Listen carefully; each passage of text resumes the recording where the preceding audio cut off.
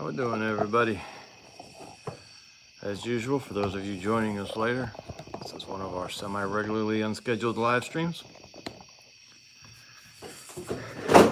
Sorry about the lighting. I decided I didn't want to try to do any extra lighting this evening. We're just going with the Christmas tree lights.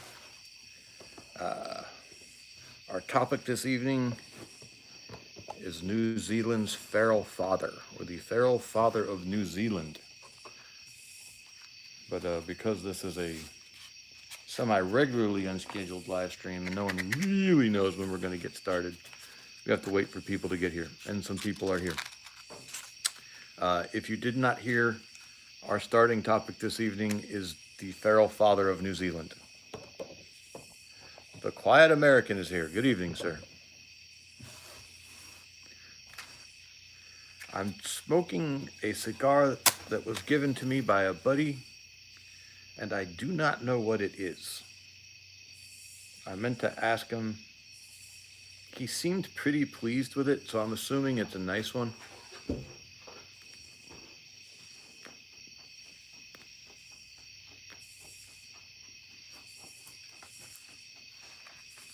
But we'll find out in a second.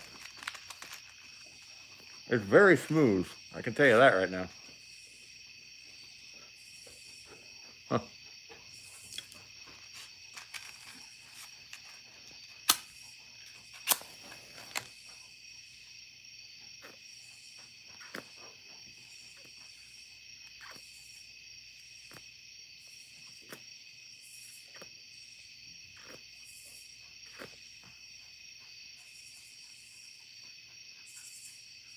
Stick with me.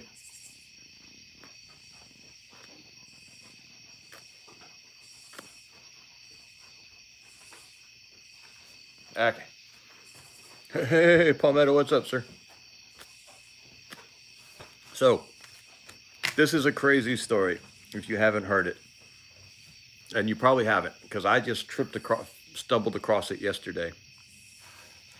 And I have some friends in New Zealand who I had to message and ask them about this one. New Zealand has a feral father. That's my name for him. His name is Tom Phillips. And I am this close to declaring him a hero. I want to learn a little bit more about him before I go. I used to have this video series I did called Heroes in Hard Cases. And anytime I ran across a man who had impressed me with something, I would make a little bio video about him. And right now, hey, Black Hole, if I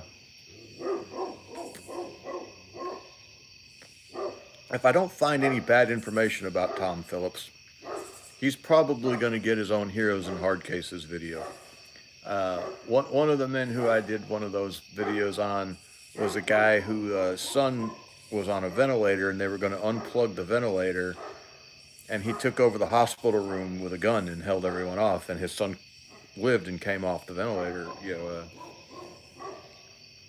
and this guy, depending on the details of the story, may go in this category for me.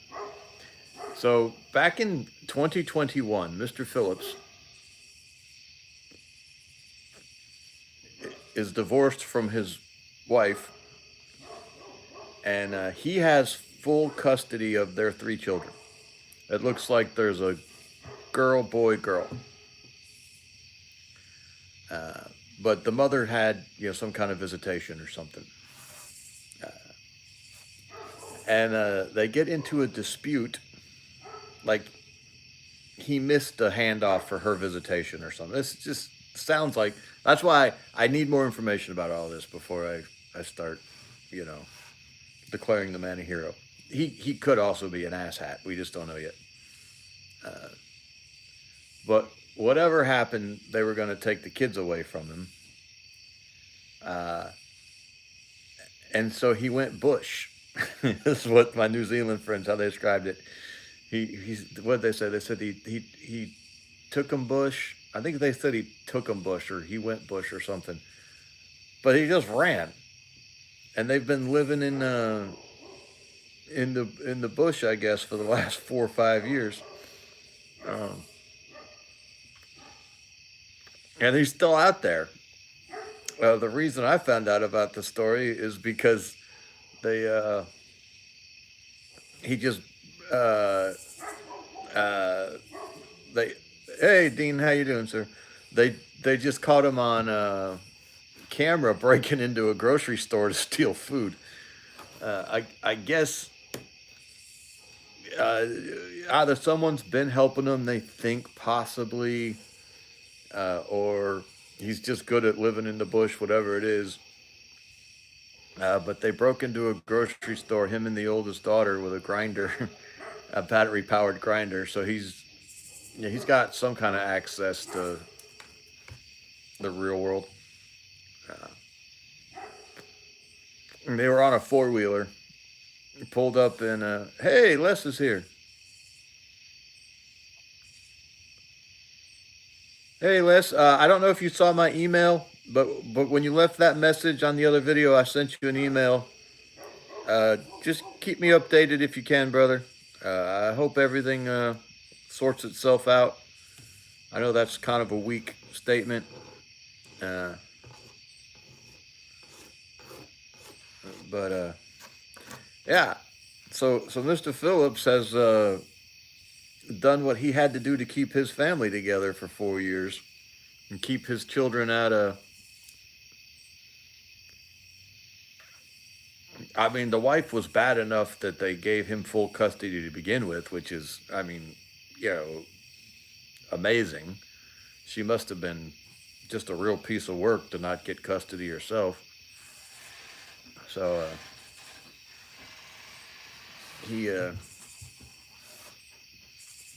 he definitely put it all on the line for them kids. So I asked the people I know in New Zealand, is there any sort of oh cool, Les, if you're in the southeast anywhere, let me know. Uh, if there was any allegations of real abuse, I mean, obviously the hey Matthew, how you doing, sir? Obviously the idiots, our cultural elites would tell us that living in the bush with 3 children is child abuse, but nah. Yeah, I say, living in the air conditioning with all this technology is child abuse. Living in the bush is healthy. But if there were any allegations of real abuse, was the guy a sicko? Was he a weirdo? Although he's clearly not normal. And the people I asked said no, there were no allegations of anything like that. So this is just a guy who decided he was willing to do what it took to keep his children with him, and he went rogue. Uh,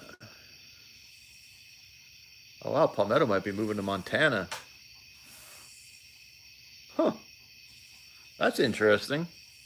So are you going to sell the place there in I can never remember if y'all are in Arkansas or Oklahoma. I always forget. You gonna sell the place and move the whole family? Okay, so you're just gonna go up to Montana and run the greenhouses. That's interesting. I have to. You have to text me more about that. Yeah. So yeah, I thought that was pretty cool. Are you going to move the whole family to Montana, Palmetto, or are you just going to go up there and work and travel back and forth? Uh,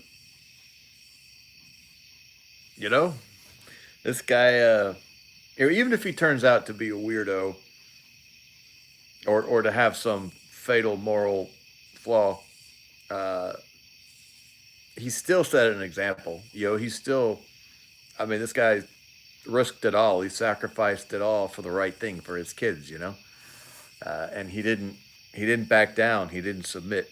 He did what he felt like he had to do. That is that is an example of masculinity right there, man. Uh, you know, we all talk a big game. I do, but none of us know. if we would actually stand up when the moment came. Well, when this guy's moment came, he was willing to take the risk. He still might be in the wrong. Like I said, we don't have all the information, but you got to respect the fact that he was willing to take the risk. Uh, in the moment, he reacted. I didn't know that Eric Rudolph had a brother either, Dean. I wonder if that's who was helping him up there in North Carolina.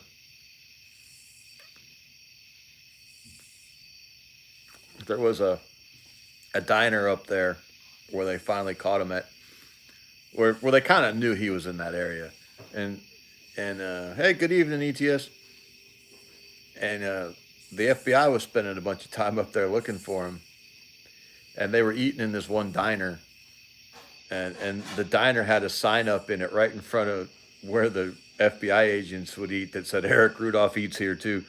I thought that was hysterical. But I always thought Eric Rudolph was a Black Flag event. I mean, I know he was a real guy, but he was just too convenient for the Clintons. And the Clintons had they had an uncanny knack of generating alleged right wing terrorist attacks when they needed them for distractions. Uh, they had Waco when they needed it. They had Ruby Ridge when they needed it, and they had Eric Rudolph when they needed it. And it's just a little too convenient for me. I know we're all supposed to not be doing conspiracy theories anymore, but there's pretty much not any evil you could list that I wouldn't think the Clintons were capable of. Those are some of the worst human beings alive. They are terrible people. And they brought some of the worst people possible into our politics. Donna Brazile and James Carville are animals. Uh,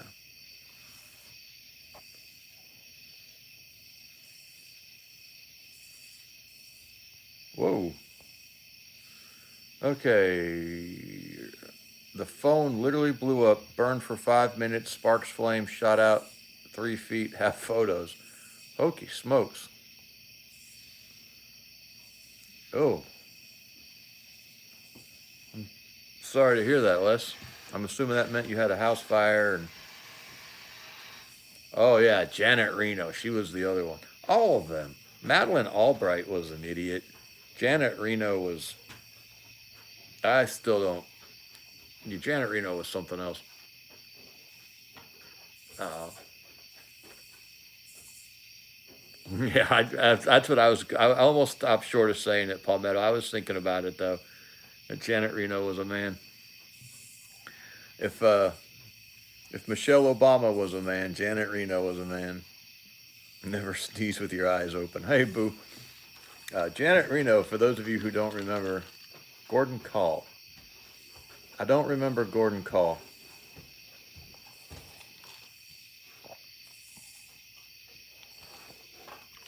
Who was Gordon Call, Anita? Uh, but yeah, that was just a rogues gallery of evil people. Here's how evil they were. The sniper who shot the Ruby Ridge woman, Randy Weaver's wife, he got promoted. He finished out his career, and I can't remember his name now. Uh, all right, Les. Good night, sir. Harry Reid. Oh, Harry Reid. He was the Speaker of the House, wasn't he? I think he was a congressman from Nevada, but maybe he was in the Senate. I can't remember. He was either the majority leader in the Senate or he was the Speaker of the House. I can't remember which. Yeah, Harry Reid was something else too. Uh, but Harry Reid was like just your normal, yeah, Mormon Mafia. He was just like your normal corrupt politician. He wasn't like a malignantly evil person the way the Clintons were, and their entourage. Lon Horiuchi. Yeah, I think that's who it was, Dean. I think that was the one who shot the Weaver woman and the baby. I don't remember that for sure, but I think that's who it was. I was thinking it was like an Asian sounded name. He called you a domestic terrorist. Uh, yeah, I think they called all of us pro. They literally called pro life veterans the biggest terrorist threat in America, which I thought was hysterical. Uh, and they got uh, okay. Call was precursor to Weaver, Waco World War II vet, IRS protester. Yeah, Boo is saying Ron Horiuchi was the one who shot the Weaver wife. Uh,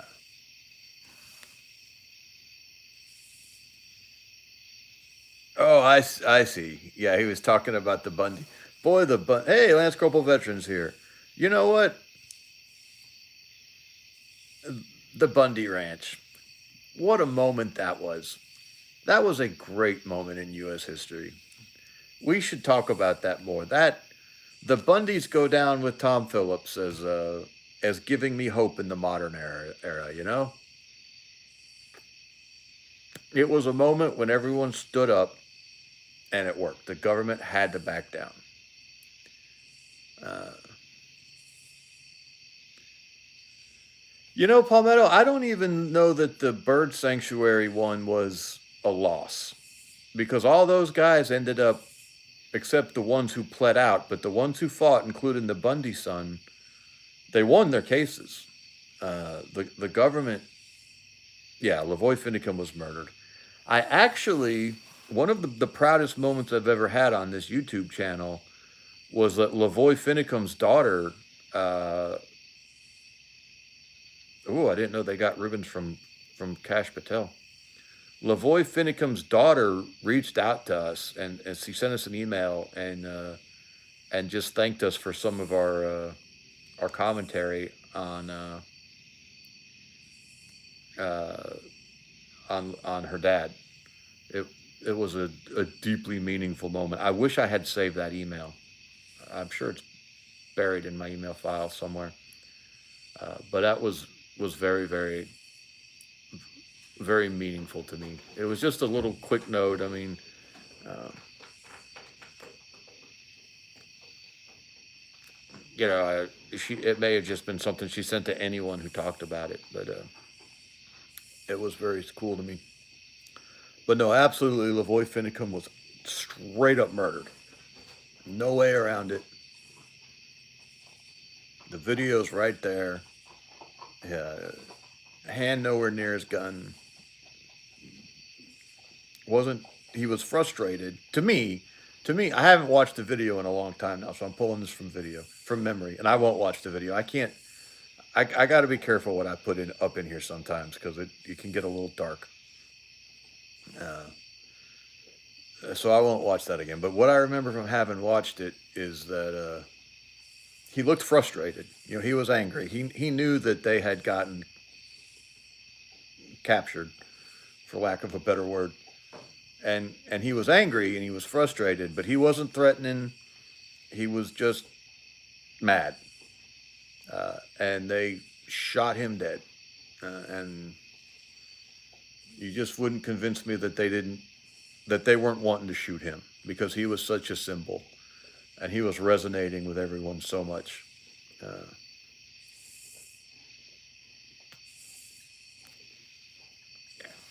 and he was a good man. Was a foster dad. Uh, that it feels like it was longer ago than that, Palmetto. It doesn't feel like it was that recently. Uh, wow. There's been a lot of water under the bridge in those 11 years. Holy shit.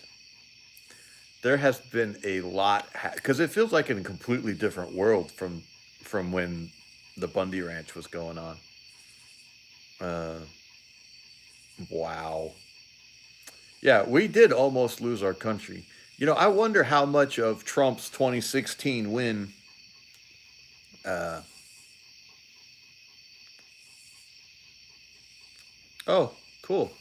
As Corporal Veteran says that his friend happened to be in Albuquerque and he drove to the Bundy Ranch unarmed and stood with the people when they walked up the fence on the day that they let go of the cattle. That's cool. Uh,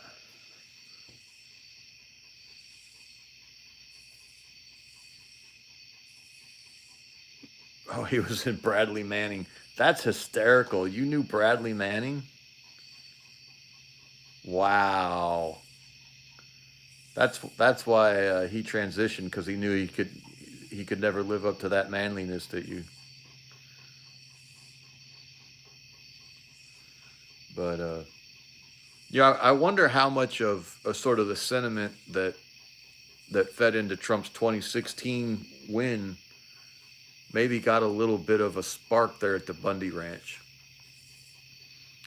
Uh, he reminded me of the kid that lives in a bubble. Yeah, the fact that Manning piece of shit is out of prison uh, is a travesty. But I know some of that spark was lit back at the Tea Party movement, uh, and hell, some of it.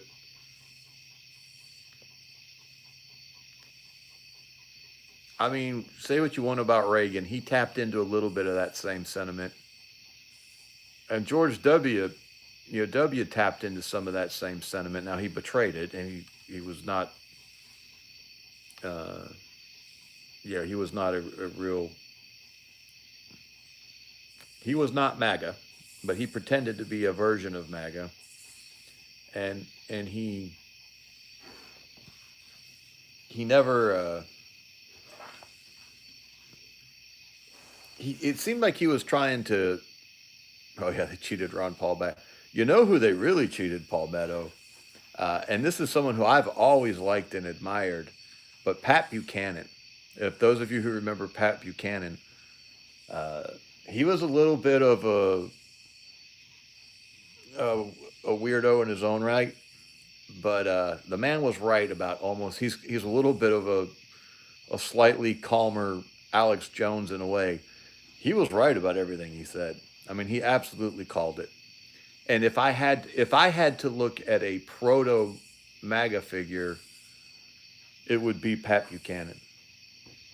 Uh, he was willing to say what he thought needed to be said. He was absolutely America first. He was isolationist. He was not one of these you know alleged free market uh, laissez-faire capitalists.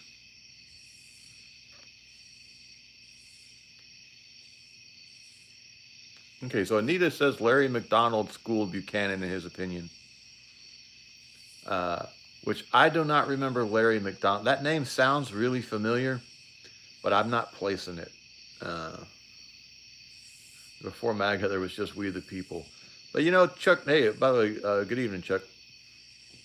You just haven't lived through that era, though, Chuck. Like, I look back at Reagan, and I believe Reagan was sincere. I used to really, I tend towards hero worship. It's something I've got to watch out in myself for.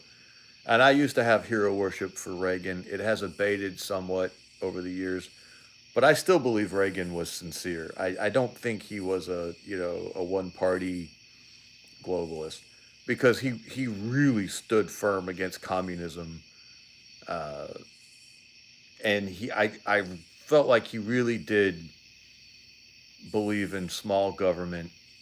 Uh, you know, hey, good evening, Buck, and all that. But I just think he was of a generation that could not comprehend how deep the rot was.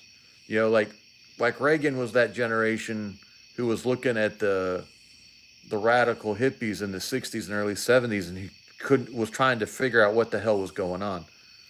Uh, and I don't think he ever caught up.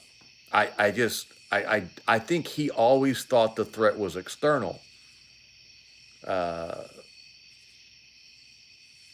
hey, Randy. So yeah, like Yeah, I think Buchanan was a paleo conservative. I don't know. I don't remember if that term existed back then or not. Uh, so like he could confront the enemy without, but I don't think he ever was able to grasp the fact that there was this far worse enemy within. You know, he grew up in the World War II generation. I believe he served in the. I don't think maybe he didn't go overseas, but I think he served during World War II. Uh, so he and then of course he grew up with under the threat of communism and absolutely despised communism and imposed it on every level and was if you listen to his speeches. Uh, Hey, Isaac's here. Oh, we haven't seen Isaac in a while. Isaac, I saw some of your stuff on Twitter today. I don't know why I was on Twitter. I never get on Twitter, but I was there and I just saw one of your tweets. It was kind of fun. So I still have a soft spot for Reagan. Like you said, tear down that wall. Vote for Palmetto Paratrooper. You'd have to get him to run first.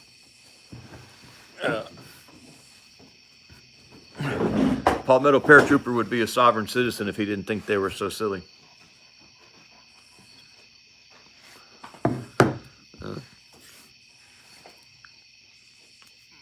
But anywho, yeah. 14 years ago, Ruby Ridge, not Ruby Ridge, listen to me. The Bundy Ranch. Well, just think about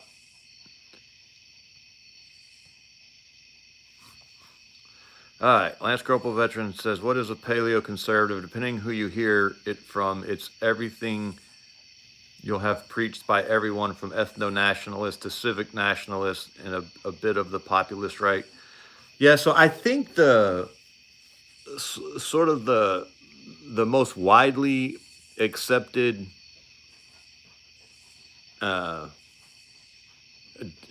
I don't know if I call this definition, but description of a paleo conservative I've heard, and I've only heard this phrase from leftist sources because I listen to so many damn leftist podcasts.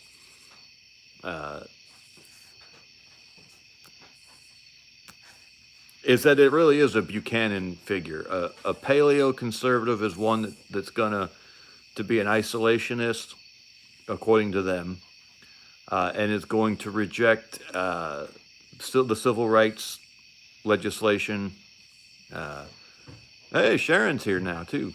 Sharon, it's good to hear from you. I'm glad you guys are. I don't want to say okay because it sounds like you're really in it, but it's really good to hear from you. So I'm not really describing a paleo conservative very well. Some of the features that I've heard associated with paleo conservatives is, an absolutely a populist right isolationist that rejects things like the civil rights movement and like Title IX, and obviously the Equal Rights Amendment because everybody rejected the Equal Rights Amendment. What else?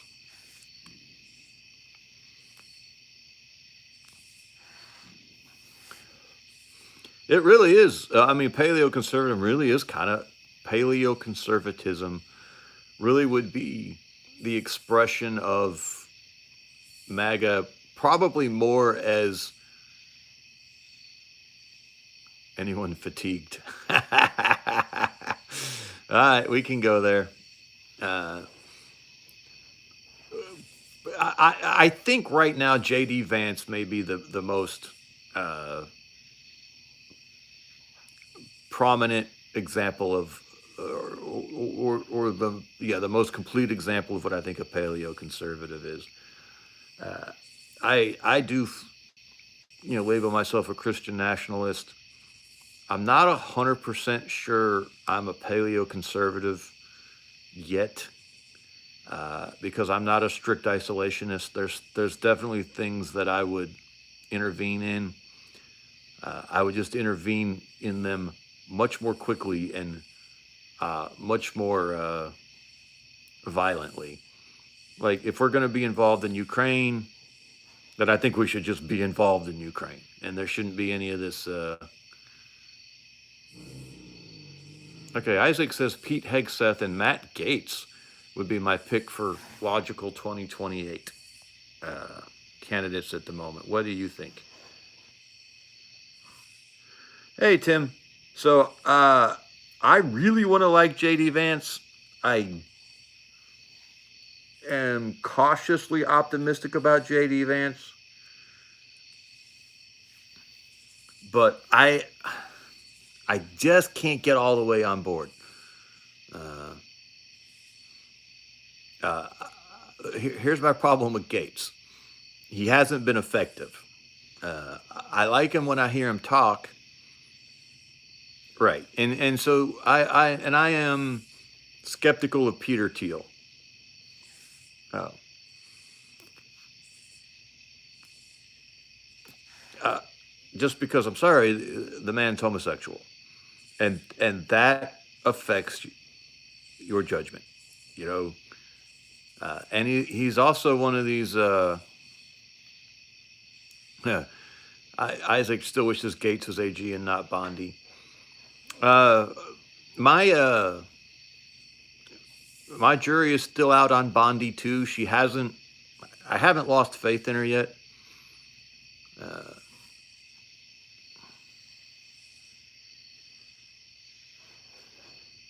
oh, ETS. I actually agree with you 100%. Sure. I think what we've learned from Ukraine is invaluable. I always liked Trey Gowdy, ETS. I've always liked Trey Gowdy. Uh, I'm with you, Isaac. I don't like women in politics either. Here's my problem with Matt Gaetz. He's had plastic surgery. And I think JD Vance has too.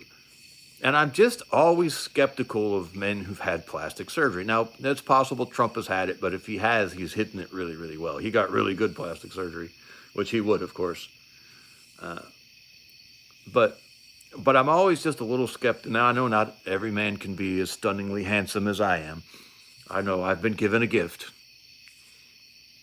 Uh, that's a joke. But I'm just always a little skeptical of men who get plastic surgery. Yeah, that's the other one, Sharon. I got distracted. Someone said something interesting. Thiel has this transhumanism stuff. He is one of these tech oligarchs who, yeah, I got to admit, I like Elon. Like I said earlier, I'm trying to. Trey Gowdy gets hairstyle advice from Ellen DeGeneres. That's funny. Uh, by the way, has anyone ever noticed that Rachel Maddow looks exactly like Lyle Lovett? Oh. If you put a picture of Lyle Lovett next to Rachel Maddow, they look like they're twins. Uh,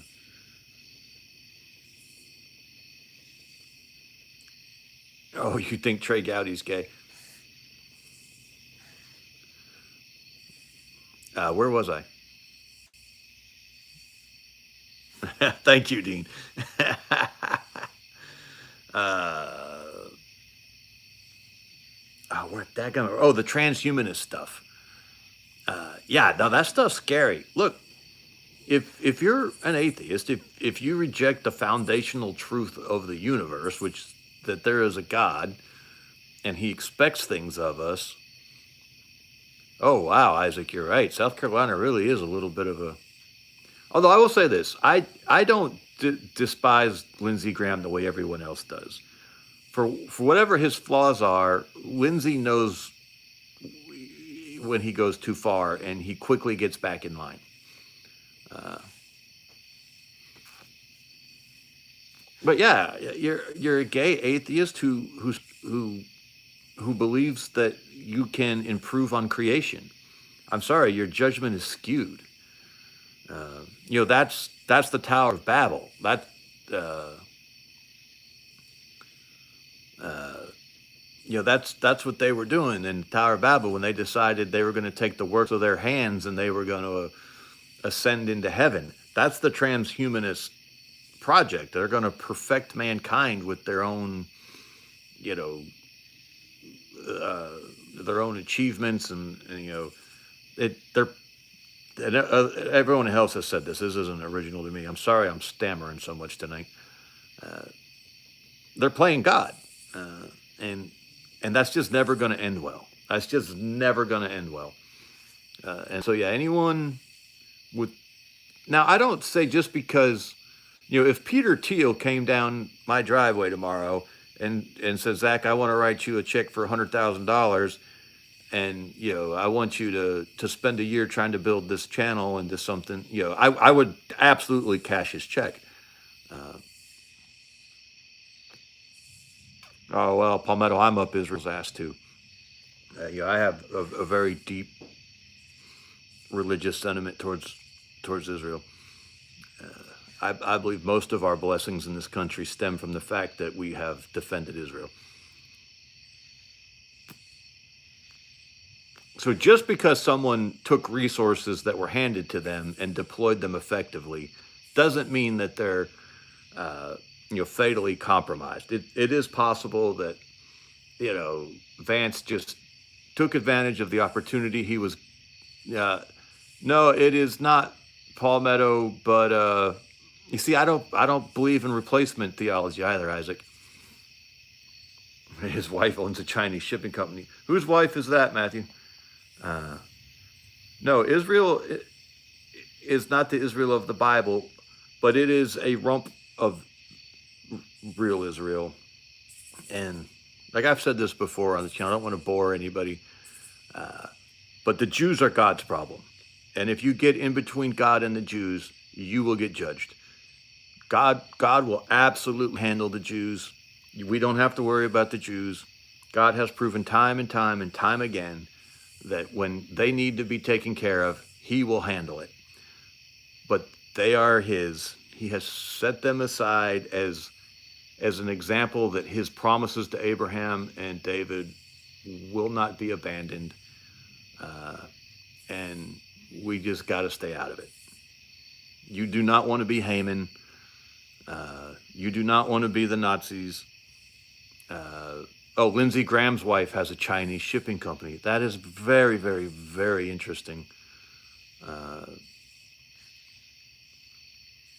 I don't SBXJ.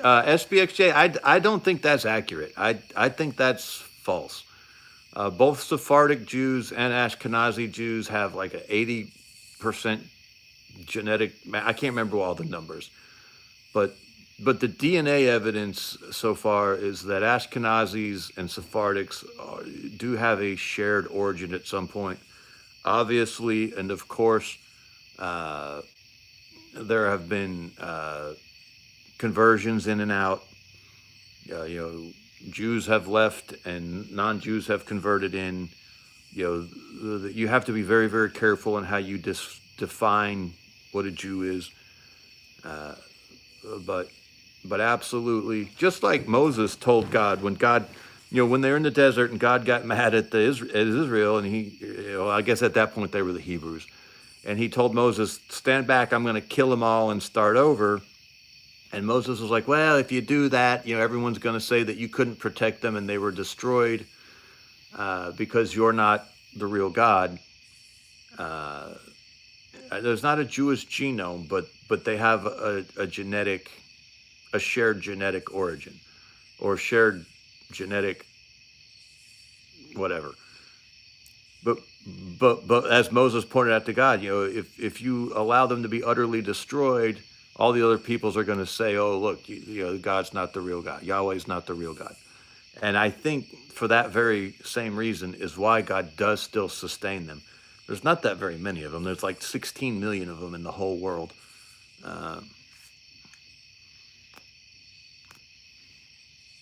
Like if we can be oppressed by 16 million short people, that's not fair. If we can be suppressed by 16 million Jews, then we deserve to be oppressed. Okay, there are 330 Americans. However you want to define Christianity, there's over 1 billion of us. There might be closer to 2 billion now. I heard recently that there might be as many as 2 billion Christians worldwide. If 2 billion Christians can be oppressed by 16 million Jews, then we deserve it. We got it coming. That would be a damn near a miraculous event anyway. Leave the Jews alone. Support them when they're right. Leave them to God when they're wrong. Don't get involved. And then there's just the practical matter of it too. I'm sorry, they're a westernized pseudo democracy who absorb a lot of hate that would come our way if it weren't for them. It's just this strategically, they're in our best interest, even if you set aside all the religious stuff. But I know you young people don't believe that is a much older. I don't know who you're boo-hooing, Palmetto.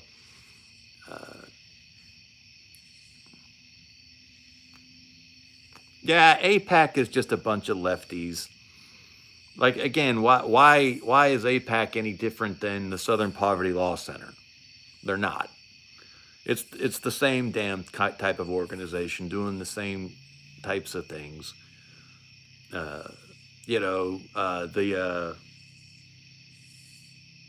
What's that legal organization that is involved in all the court cases for so many decades now?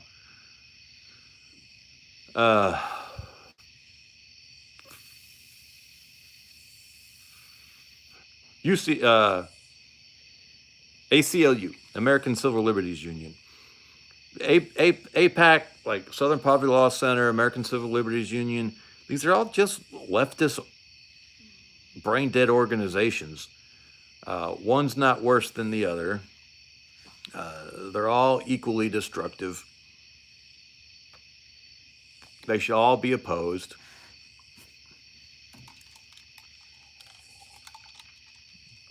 Hey, Chuck Norris, have a good evening, sir. AIPAC's not any worse than any of the rest of them.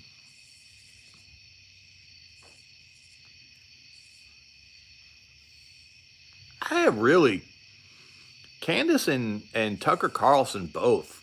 I really used to like both of them. Tucker lost me when he said it was immoral to drop the nuclear bomb.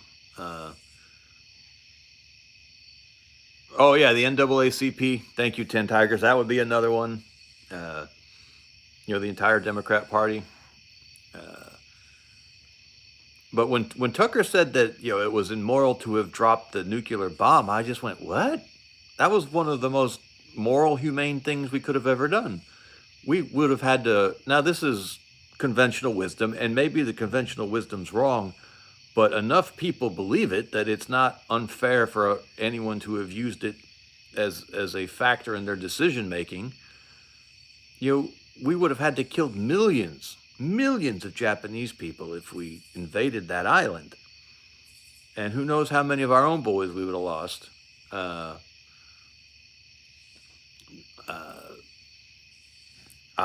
I think dropping the nuclear bombs was absolutely the right decision, and I think it was a humane, moral decision. I think 100,000 people died roughly in each one. Probably saved millions of lives and shortened the war by several years. Short-circuited unbelievable amounts of human suffering that would have, and allowed us to start rebuilding quicker. So when Tucker said that, he really lost me.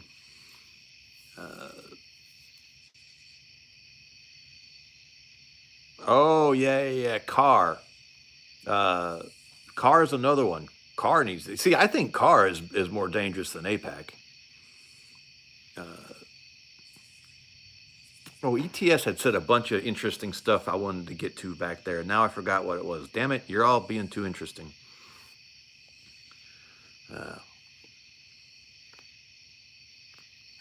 What was that ETS had said? I'll never find it now. I'm scrolling back through comments, y'all, so give me a second.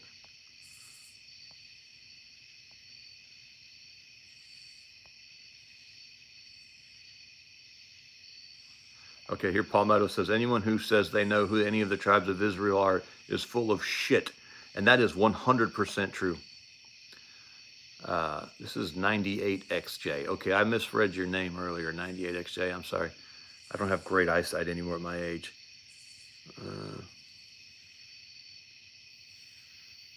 Okay, I see, Palmetto. You quote a verse. Behold, I will make them of the synagogue of Satan, which say they are Jews and are not, but do lie. Behold, I will make them to come and worship before thy feet, and to know that I have loved thee. This is why you got to be really careful how you define what a Jew is, because a Jew is a two-pronged thing, and you can be one of the two prongs and still be a Jew, but not be a full Jew. You've got to be.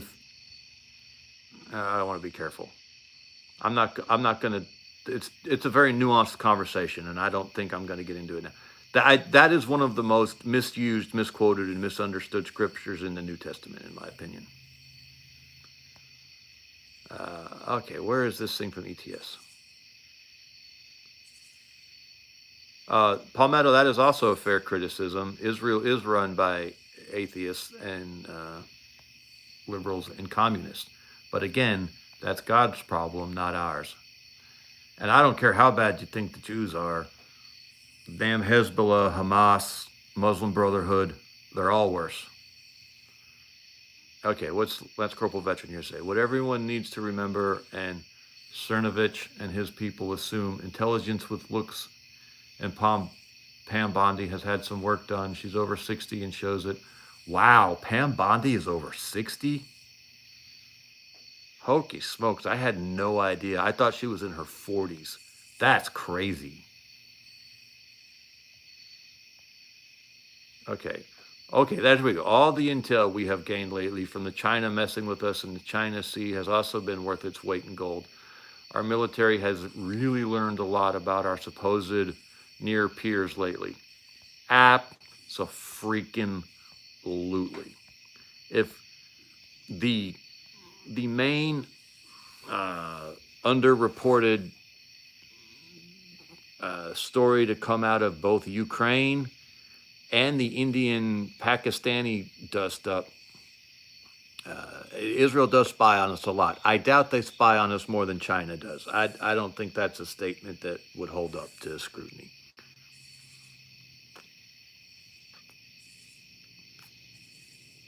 What we have learned from Ukraine and the India-Pakistani dust-up, yeah, I would have to see the proof for that, Palmetto. I am deeply skeptical. Israel still hasn't floated a balloon all the way over the entire continent yet. I know that Israel spies on us. No, they have spied on us. They would be stupid not to, actually, to be honest with you. Everyone in the entire world should be trying to learn as much as they can about America, because America is the 900-pound gorilla in the room. But anyway, no, we have learned that 98 XJ thinks the balloon was a setup. That's interesting.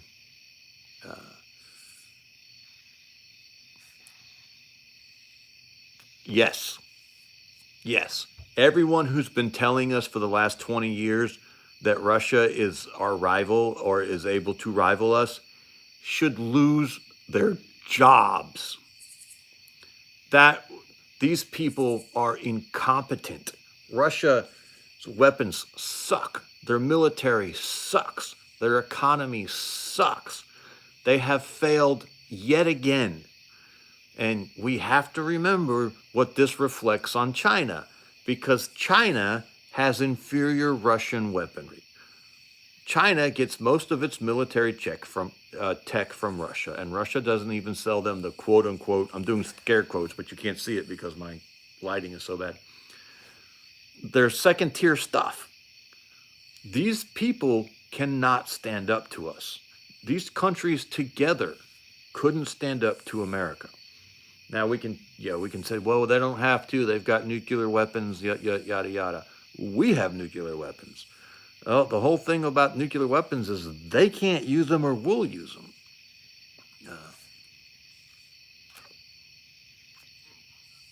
It's like, the most polite men in the world are two men with guns on their hips. All right? When you're both armed, everyone's on their best behavior. But no, what we have learned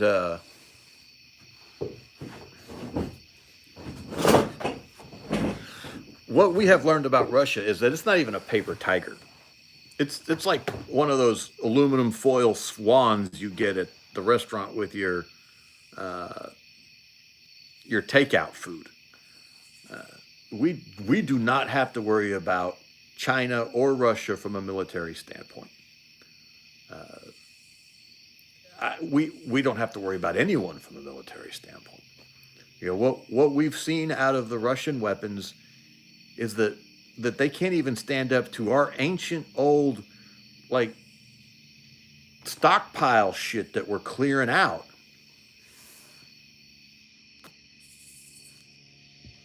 But here's my problem with that, Isaac. You know, Russia is so busy killing Christians in Ukraine that they couldn't support the Armenian Christians who they had a treaty with to protect. I lost all my use for Vladimir Putin. Yes, Anita, 100%. America's problem is within, our enemies are within. But when Vladimir Putin could not keep his treaty obligations to Armenia, and Azerbaijan, of all stupid places, invades and takes a slice of Armenia away, while Vladimir Putin stuck up and mired up in Ukraine, killing Orthodox Christians, I lost all respect. I have no more use for the man. He would have to have a massive, major come to Jesus moment publicly where he came out and said, I am so sorry, I screwed this up so bad, before I would ever have any more use for Vladimir Putin or Vladimir Putin's government. You can tell me the Russian people are solid, but the Russian people don't appear to be doing anything about getting rid of Vladimir Putin. Maybe they can't. Maybe they're so oppressed, maybe they're so beat down, maybe they're so controlled that they're not able to do anything about it. But even then, they're not our allies then. You know, there might be a people who need to be liberated. Yeah, I did a lot about getting rid of Obama. I ran my mouth about Obama nonstop. Part of this channel whole existence came out of the Obama era. My first videos were in 2016, prior to Trump's election. It was probably more about Hillary than Obama, because I really hate Hillary Clinton. Like, she's an evil woman. But yeah, some of my earliest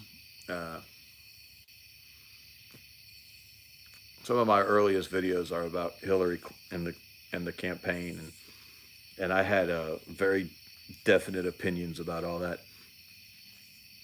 So yeah, no, I mean, obviously I wasn't, taking up arms and throwing up barricades, but I tried to do something. Well, Dean, I will go to the mat on this too. This is something else Palmetto and I just disagree on fundamentally. I do believe voting works because we have Donald Trump. Not that Donald Trump, but the fact that Donald Trump got elected means that voting works. It doesn't always work. I'm not saying the system's not corrupt, that they don't corrupt it, that they haven't been able to corrupt it in the past. But I'm saying when enough of us do vote, we can overwhelm their ability to cheat. They can't cheat when enough of us vote. And never, never, never, never, never, ever forget. Never forget. Roe versus Wade was overturned. This is like the Trinity is to Baptists. For the left to have allowed Roe versus Wade to be overturned means they were not able to stop it from being overturned. We can still affect our government. Yes, our government is corrupt. Yes, we are ruled by some evil, evil, evil people. Yeah, don't let me vote Democrat after I die. But we have graphic proof in front of us that voting can work. Donald Trump got elected twice. Roe versus Wade got overturned. The transgendered bullshit is getting rolled back. Not fast enough, but it's getting rolled back. All right? the federal government, this to me, this is still the most astounding thing. Even in his first Trump term, Trump was able to take a tiny little slice out of the federal bureaucracy. It was a tiny little slice, but it was the first slice anyone had ever taken out of the federal bureaucracy, the deep state, the swamp. He put a hiring freeze on the federal workforce, and it was the first little tiny victory anybody had ever won against that disgusting, slimy squid in the entire history of the republic. Hey, Landon, shalom. What's Isaac saying off? Oh, yeah. It is undeniable that we are better off with Trump rather than the alternative, even with his many flaws. Absolutely. Trump has many, many, many flaws. Look, he believes in gay marriage. Like, he is not one of us. But what would be different if Hillary Clinton had won that election? We would have a liberal majority on the Supreme Court that would be insurmountable. This is why I will never, ever badmouth Mitch McConnell. For whatever Mitch McConnell's flaws were, he was absolutely a stalwart in the face of that Supreme Court stuff. Yeah. Had Hillary won, everything's different. Everything's different if Hillary had won. So yeah, I will go to the mat. Voting can work. Voting doesn't always work, but because it can work, we should all do it. And Palmetto, I'm not gonna like attack. He doesn't have the bully pulpit I have at the moment. I'm not going to attack him because first off, he's a friend, and I love him dearly, and I've spent time with him, and he has a beautiful family. He's wrong on this. Hey, Tim, he's wrong on this topic, but his observations are correct. It's just his conclusions that are wrong.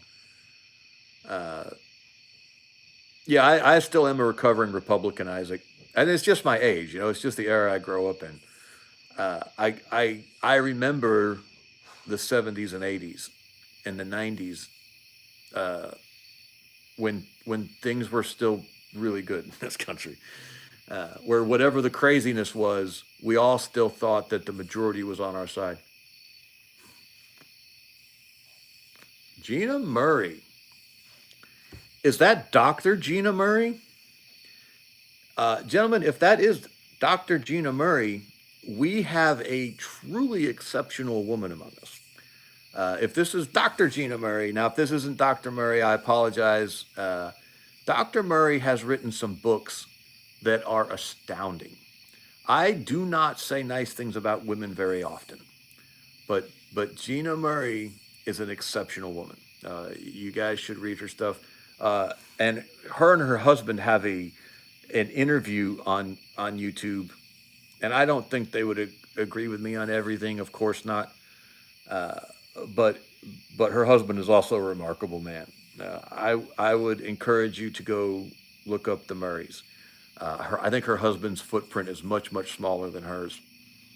But if I remember correctly, this is a recipe book. Nice, Palmetto. No, I think one of them is called, was it We Want for Our Sisters What We Want for Ourselves? If that is you, Dr. Murray, please post some links to your books. One of the moderators will have to approve the links, so they won't go through right away. But Palmetto and Isaac are both moderators, and they will absolutely approve those links for you. So please feel free to post those in the chat. I'm a big fan of Dr. Murray's. And my Mariah is also a big fan of Dr. Murray's. And she has pretty good judgment in these things most of the time. I'm fighting with her tonight, but that won't last very long. Okay. And then Dr. Murray, if that is indeed Dr. Murray, went silent. Okay. What was ETS saying? Because he had said something else that was, Tim said something. I heard the Fed brought back its securities and bonds bought back securities and bonds about $7 trillion worth. I refuse the digital system. Okay, so I always struggle with. Thank you, Palmetto. I always struggle with understanding the bond market. So if I understand this correctly, and Tim, you can correct me when I'm wrong because I will be. If that means they've bought back $7 trillion worth of bonds, that means they've retired $7 trillion worth of debt. And if that's the case, to me, that seems like really, really, really, really big news. Uh,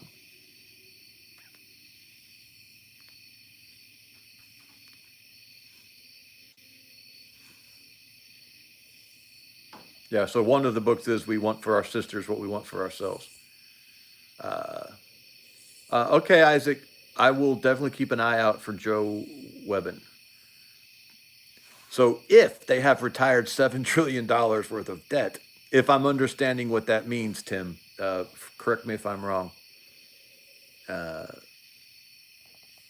that seems like a huge deal because what that does is it supports the dollar.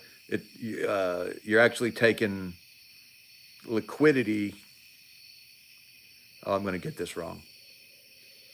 I think what that means is you're taking liquidity. You're taking dollars out of the system, basically. I don't think it's direct. It's not like you're taking $7 trillion worth of cash and you're burning it. But that $7 trillion that is no longer. Thank you, Dr. Murray. Uh, that that's very encouraging to hear. And Dr. Murray, if there's anything you'd like to talk about this evening, put it in the chat, and we will definitely talk about whatever's interesting you right now. So, Tim, if that is true, if $7 trillion is coming out of the global debt of America's debt, that is astounding. And so, I don't think a strong dollar is in our best interests. I agree with Trump, and not just because it's Trump, and I always agree with Trump. I don't always agree with Trump, but I do tend to agree with him a lot.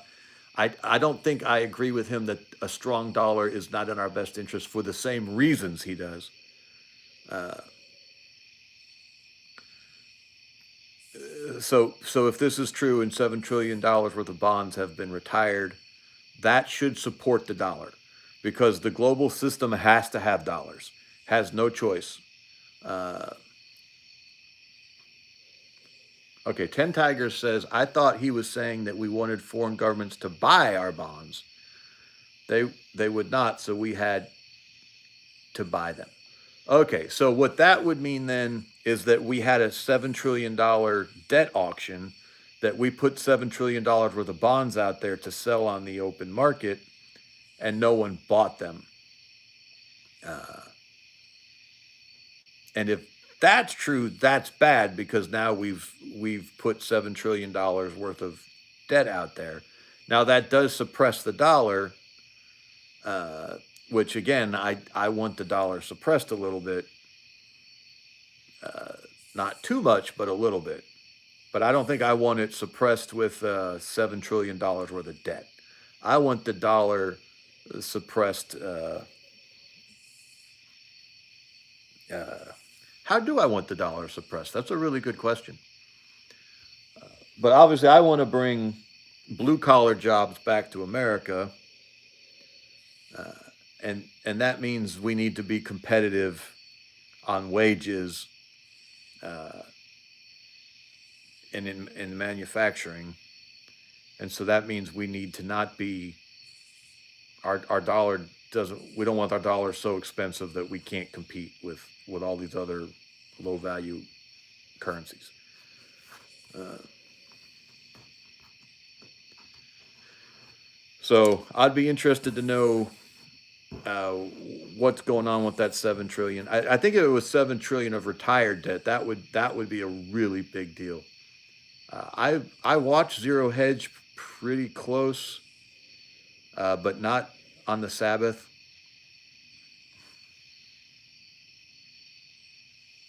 Okay, So we want for our sisters what we want for ourselves is not Dr. Murray's book.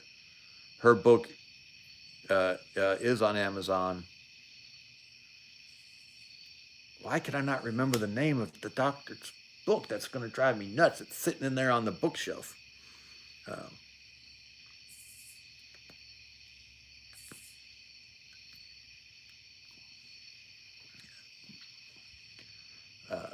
but anyway, so I did not see anything come across Zero Hedge on this, but I don't check it on the Sabbath. So that's not true. I do check it sometimes on the Sabbath. Well, I try not to engage with financial stuff on the Sabbath. So uh, thank you, Doctor.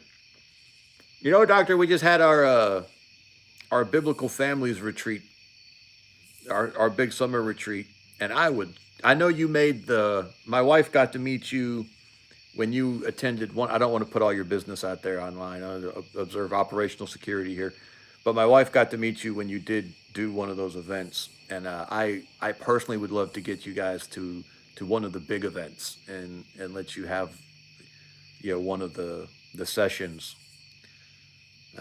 I know you guys don't necessarily always want to be as public, and I get that. But boy, if we could ever make that happen again for the general retreat, I would love to see you guys. But anyway, so what did I miss? Oh, the them and him. Thank you, Buck. I think that is that the them and him. Uh, don't don't the first two kind of cancel out the third? I missed something. Uh, okay. All right. Anita says, I'm a white nationalist, a Christian, and a Zionist, but not of the definition type of any of those labels that get mainstreamed. Bullhorn today, definitions matter. Yeah, so I'm a Christian nationalist, and that absolutely precludes me from being a white nationalist because there's a lot of non-white followers of Christ out there. Sometimes that word Christian is kind of lost all meaning. So just because someone might be a cultural Christian and they're not my you know, but an actual follower of Christ would would be in my nation, and that would be Arab Christians, Chinese Christians, uh, Eskimo Christian. If you're a Christian, in my opinion, then you're a member of my polity. Uh, Polis was a Greek word for city, and the polity was was the members of the city who contributed to its functioning. Uh, and so any Christian is a member of my polity. Now that doesn't mean I'm not like open borders, everyone come. But a white atheist, if my oldest son renounced the faith, he would no longer be a member of my polity. He'd still be a member of my family. I'd still love him, but he would be outside of my civic group. Uh, and obviously, a Chinese Christian would be inside my civic group. Uh, I might, require that Chinese Christian to stay in China and promote the faith there, but he would definitely be, a co-citizen with me in the kingdom of God. Uh, so I can't be a white nationalist. That being said, I do believe everyone has the right to free assembly, and I think it would be absolutely stupid for a business to be like whites only. Like why the hell would you exclude customers, for crying out loud? But I believe firmly in private property rights, and if a businessman was going to be so stupid as to exclude customers from his business, I would say, okay, well, you absolutely have that right. You're an idiot. You're probably not going to be in business very long, but that is your right with your private property to manage it the way. Uh, well, yeah. So, but being white doesn't look. Everyone can take joy and pride in their group, you know. Uh, black people can be proud of being black, and white people can be proud of white, and Chinese people can be proud of being Chinese. And one day, if Russia ever get its act together, Russian people can be proud of being Russian, and they can want to promote those identities. But look, uh, what's the best example? Clarence Thomas. I don't know what you think about Clarence Thomas, but to me, Clarence Thomas is one of the great modern men of the Republic. I love Clarence Thomas. He wrote a book. I can't remember the name of his book, uh, but if you read Clarence Thomas's book, you walk away saying this is a great man. I would never exclude Clarence Thomas from my polity. He's brilliant. He's a man of high character. He has incredible moral strength and perseverance. He's absolutely unbendable. Any country that would exclude a Clarence Thomas is stupid. That goes. I mean, we could come up with all sorts of examples of that. Uh, so I can't say I'm a white nationalist,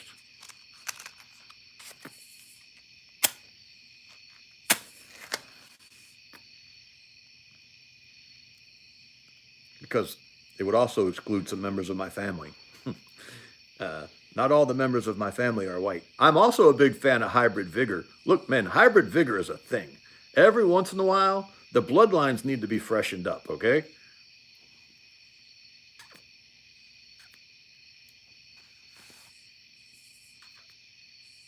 And there are all sorts of examples of that. We can look at the Habsburgs. We can look at most of Europe. Uh, every once in a while, we just need to go mix it up genetically a little bit.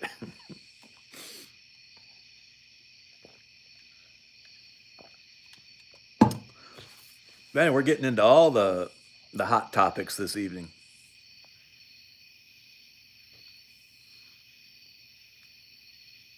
No, Isaac's not a fan of the mixing. Anarchy television with the big eyes. Here's my thing with the mixing, Isaac. Absolutely, variety is the spice of life, and absolutely, people should promote their families and sustain their families, and and all cultures should be distinct, and all cultures should compete with each other. It makes us all better eventually. But look, we can interbreed with each other, and I don't even like that term interbreed. That's terrible. And we can have uh, fertile offspring. Donkeys and horses are incredibly closely related, but they're still not able to produce fertile offspring. They produce mules. When when animals can reproduce with fertile offspring, that means they're not different. They're the same. We may look a little different, you know. Uh, One cow might be red and one cow might be, gray, and you're still gonna get a cow. All right, and it's Isaac's a racist who loves everybody. Uh, I doubt you're a racist. I know what's going on here. There's this backlash. Someone was talking about fatigue earlier. Is anyone else feeling fatigued? And and a lot of that is getting expressed especially in the younger generation, is getting expressed in a way that's a little more in your face and aggressive. And it's not necessarily a bad thing. You just don't want to throw out the baby with the bathwater. We don't want to go back to, like, say, a an antebellum view towards race that's destructive. Uh, because absolutely, you will lose. If you get inbred, you will lose. It may not happen tomorrow. It might be your great grandchildren or whatever. Uh, but if you don't have a mechanism whereby you can can reinsert some energy and some dynamism back into your culture, you're going to stagnate and die. Tim's out. Good evening, Tim. So I I get the sentiment. I understand where it's coming from because of what's gone down the last 50, 60 years on the extreme negative end on one side. There are absolutely people who have taken the opportunity to accrue wealth, power, and influence at the expense of other groups. That's been going on throughout all history, and it's gotten a little off kilter to one side, and it's been destructive for all sides. Yeah, I would say that. Uh, I want to be careful with how I say this. The the aspects of non-white culture that has embraced, let's just say the 1619 project, that has been destructive uh, for the black people who have embraced it.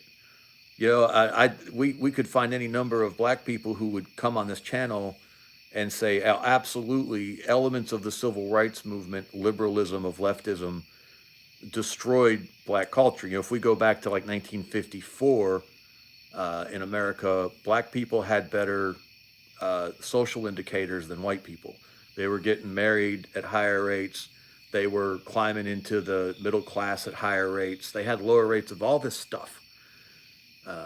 And then liberalism and leftism and and humanism, really humanism, wormed its way in, and it did what it's going to do to every culture, and it started rotting, or I wouldn't even say rotting, chewing away at the foundations from the inside. And it's doing that to all the races, which again I think is a stupid term. No one is immune to the corrosive effects of liberalism and left of humanism, because what humanism says, every ideology in the world falls down on one of two sides of a single issue. There is one single issue that separates every ideology in the world, uh, and that is original sin. If your ideology believes that people have a fundamental flaw, however they describe it, then you will be on one side of every ideological divide. And if you believe people are perfectible or morally good, uh, okay, hey, Buddy Bear is here. Buddy Bear does understand this financial stuff. So Buddy Bear, what do you know about this $7 trillion? The gentleman who brought it up has bailed on us already. Uh, but if you've got any information, there's something to do with $7 trillion worth of bonds. I hadn't heard anything about it yet. If you've heard anything, uh, please let us know. Uh, where was I?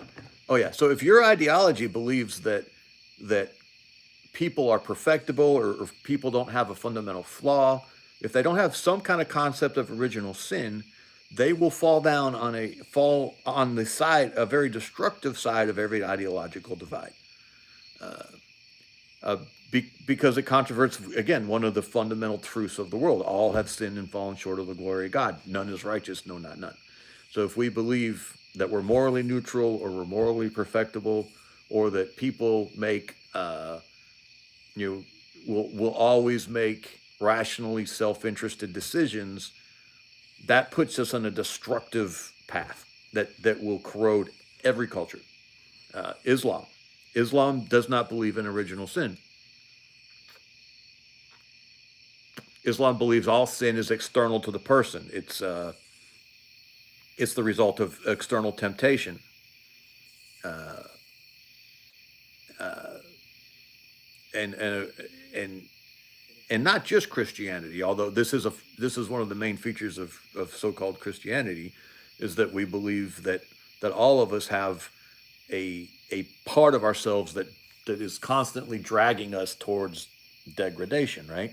And that all of our systems have to be set up so as to disadvantage that drive towards degradation and to advantage that pull to the divine. We all want to strive towards our original created purpose, which is communion with our Creator. moral and physical perfection, but we have, but we also have this flaw in us that drags us back down towards that degradation. And if you adopt an ideology that does not accept those two the dual nature of man, then your culture is going to disintegrate. And that's what leftism and liberalism is. They deny that flawed part of us that is always actively dragging us towards uh, degradation. I don't know how else to say it without just using religious terminology that everyone thinks they know that what it means, and they don't. That's gotten into America. It's getting all of us. Uh, I don't remember how I got off on all that, but because of that, I can't be a white nationalist. That's what it boils down to.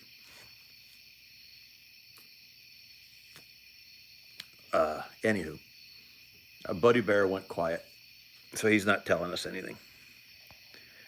He might have fallen asleep though. He's got to wake up early with them cows. Okay, Ten Tiger says, I hear the feds are trying to switch to bills, which are short-term debt. Uh, oh, no, Buddy Bear says the debt sits on the Fed books. It is still owed, not retired. Okay, so it sounds like we just went a little further into debt. 7 trillion isn't a little, that's a lot.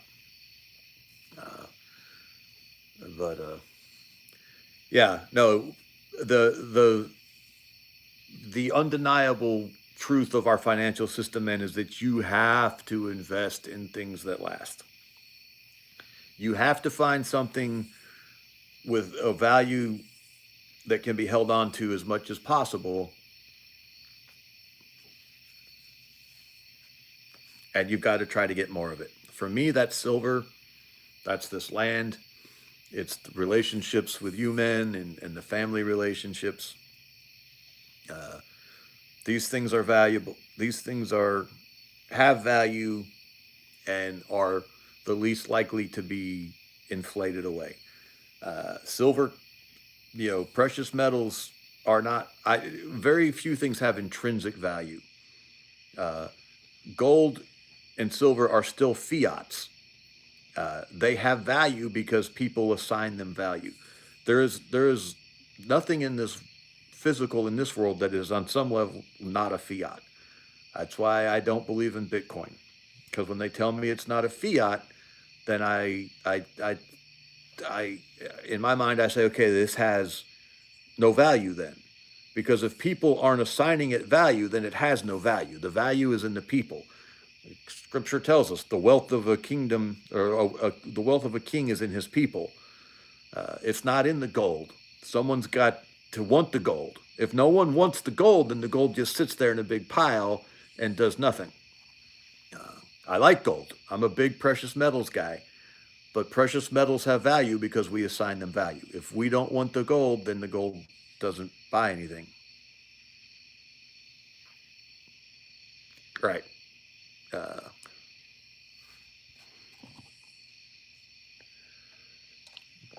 but Isaac, there's all sorts of things that are limited that don't have value. The fact that it's limited doesn't give it value. There's only so much arsenic in the world, but none of us are stockpiling arsenic. There's not very much aluminum in the. I'm sorry, not aluminum. There's not very much like plutonium in the world. Uh, right. There's a very limited amount of palmetto paratrooper toes in the world. Uh,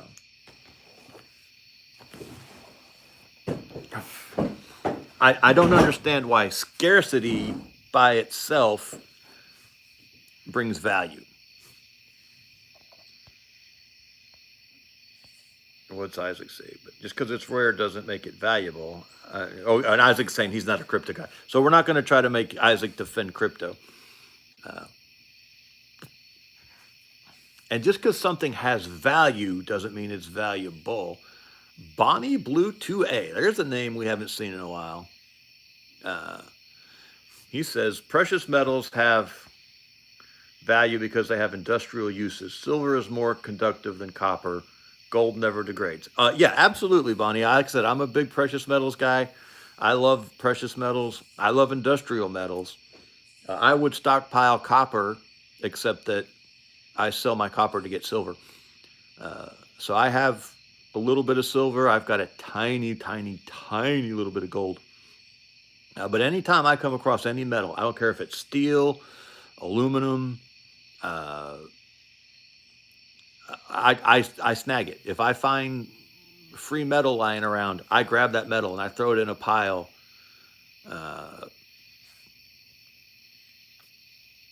because it has value. Right now, it's 7 cents a pound, and if it's free lying around on the ground, why wouldn't I take it? I mean, I pick up nickels when I find them on the ground. If I can pick up a pound of steel, oh, that's 7 cents. Uh, Eventually, I'll have 100 pounds and I'll have $7. It happens all the time. I'm all the time hauling off truckloads of scrap metal. I might only get $100 out of a truckload, but then I go straight down to the silver shop and buy myself, 2 or 3 ounces of silver, and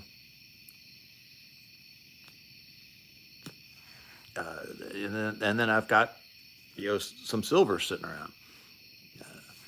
So I'm a big believer in the metals, but we still have to acknowledge that those things only have value because we assign them value. And when so nothing has an intrinsic value. People have used everything for currency over the years. Tobacco. There was one of those ancient societies that used chariot wheels as currency.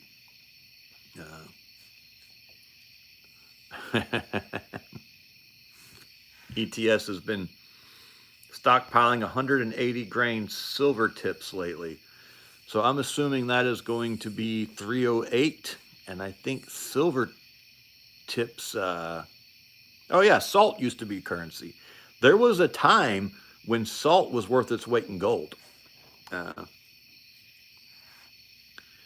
that you can't have a society without salt. You can survive without salt, but you can't have a society without salt because it's one of the only ways to. First off, it's a necessary element in your diet. You just have to have it. But it's like one of the only ways to preserve food without without refrigeration and all that. So when people tell me crypto or Bitcoin, I guess, has intrinsic value, I just say no, it can't. Nothing has intrinsic value. Uh, it at some level, people have to want it for something. Uh, oh, ETS is a 10 millimeter. Okay. Uh, 308 silver tips are 168 grains. Okay. Stocking 10 mil. 10 mil, I find 10 millimeter very interesting. Oh yeah, spice was a currency, hemp. Uh, I don't know what I think about 10 millimeter. Here's what I like about 10 millimeter. Uh, it's caseless. Caseless. Listen to me. Rimless. It's an unrimmed cartridge, so it can fit in a. It can work well in a box magazine. It is powerful. It's a strong cartridge, and it could work well in a carbine pistol package. So if you had a 10 millimeter carbine, it's 10 millimeter is more powerful than 357.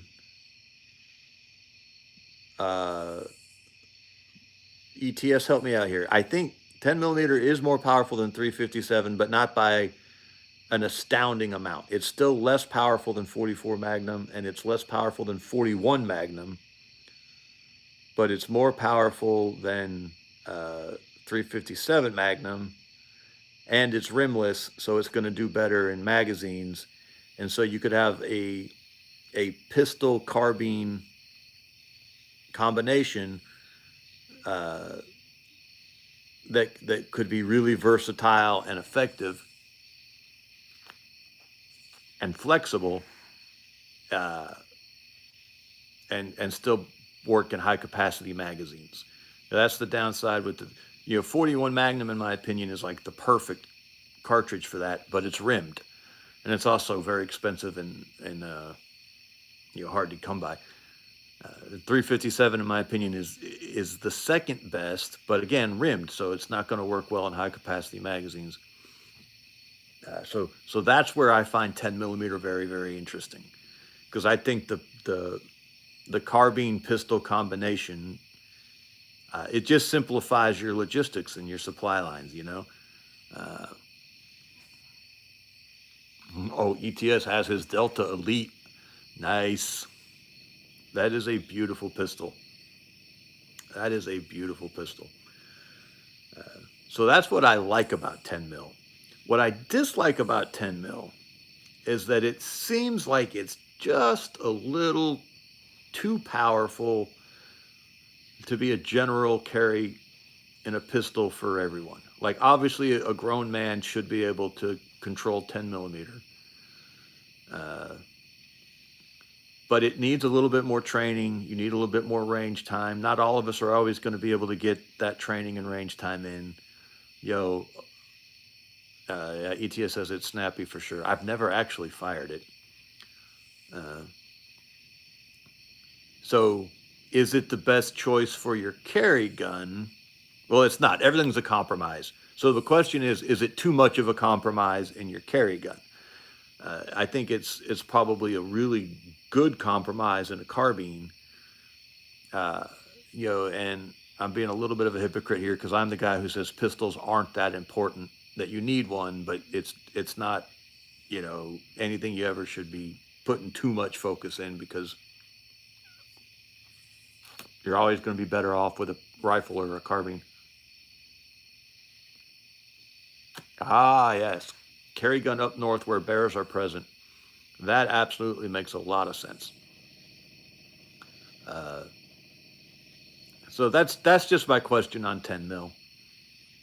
9 millimeter is adequate. It's good enough for a carry gun, and it's marginal, in my opinion, in a carbine, what you need a carbine to do. I think 9 millimeter can do, but I think it's marginal.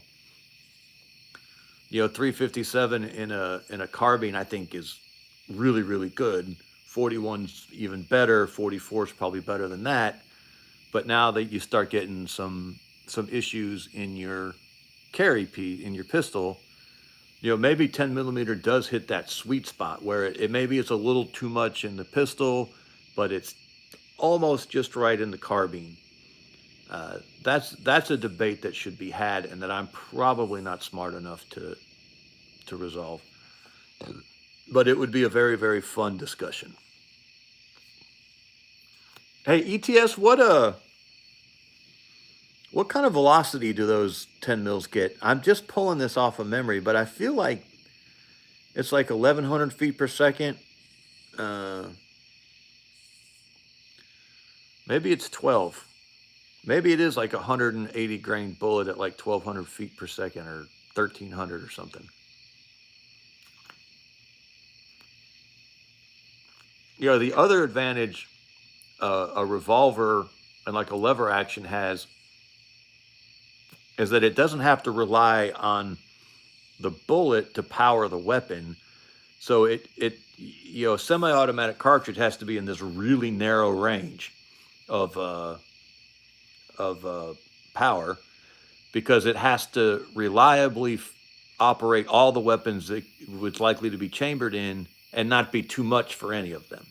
So that restricts a semi-automatic cartridge to a really narrow range of bullets and powder loads. Whereas, okay, so we got 180 grain at 1,300 feet per second. So that's a hot 357. You can absolutely get that loading out of a 357, but it's going to be on the upper end of what a 357 could do out of a revolver, out of a pistol. So I'm assuming those are pistol numbers. I don't know if that's a 6-inch barrel or a 4-inch or a 5-inch. But you can absolutely have a 357 pushing a 180 grain bullet out of a 6-inch barrel at those velocities. So maybe the 10 mil is, like a hot 357, and that does make it much more interesting, in my opinion, because I'm a 357 fanboy.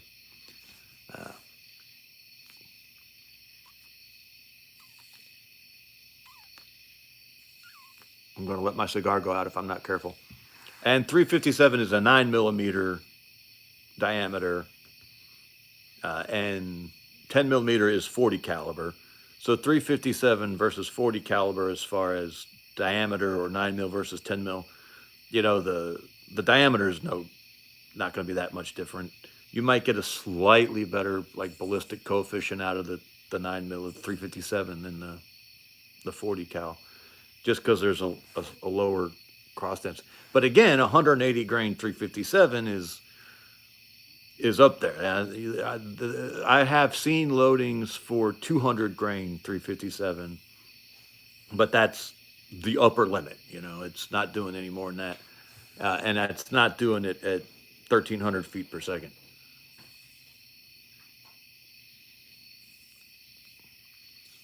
Yeah, I actually do love 357 SIG ETS. That might be my choice if it was just more available. It's just not available.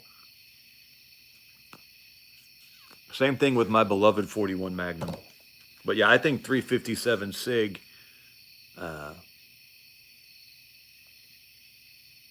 Yeah, the 454 Cazul is very, very, very fun, 10 Tigers. Uh,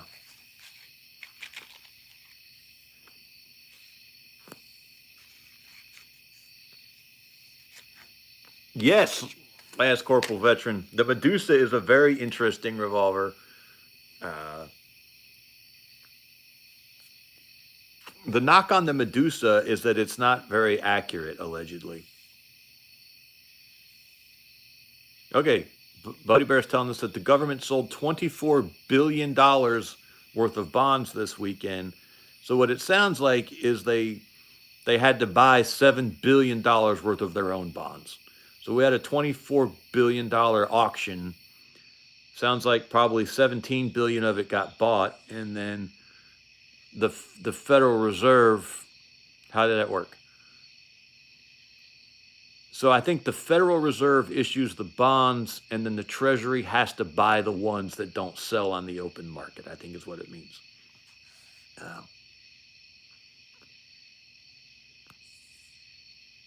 So the 17, it has to be billion. It can't be trillion.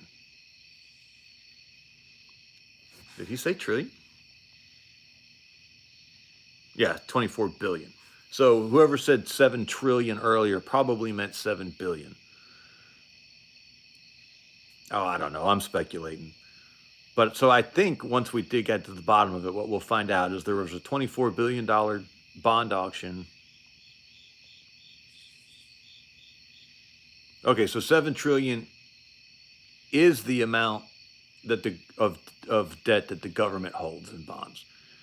But that's all like this yeah, it is kind of smoke and mirrors, because all that means is that we just printed $7 trillion worth of money. We inflated $7 trillion worth of value out of the. Okay, let me try this. Our economy is worth a set amount, and and the amount of dollars out there just end up representing, a dollar's worth of our economy. However big our economy is, let's just make it easy, and let's say our economy is worth 100 tons of gold. I have no idea. That's a completely made up number. I have no idea if that has any bearing on reality whatsoever. But we're just going to use gold. So the more dollars that are printed, we're not making any more value. Buddy Bear told me to scroll down.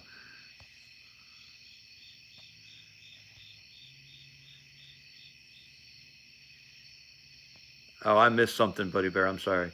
The last comment I have, Buddy Bear texted me, told me to scroll down. The last thing I have from Buddy Bear is that the Federal Reserve holds 7 trillion in government debt on its books. Okay. So when the government sells bonds, all it's doing is pushing more dollars out there. And every dollar that's added makes each dollar represent a smaller piece of the overall pie, right? Because our economy hasn't grown, we've just got more dollars. And that's inflation. So whatever happens, it sounds like our inflation has gone up.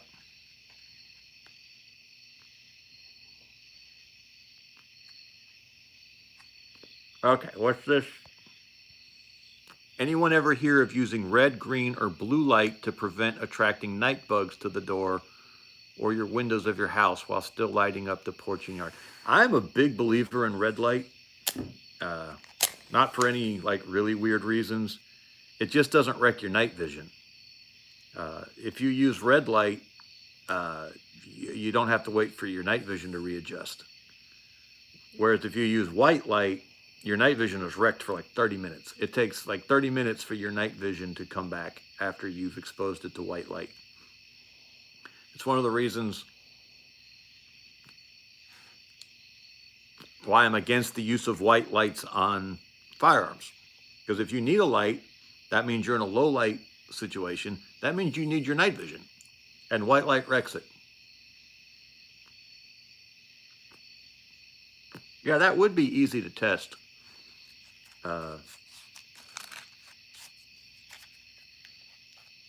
And it would be interesting, you know, can bugs only see certain light spectrums? I've never heard about using it for insect control.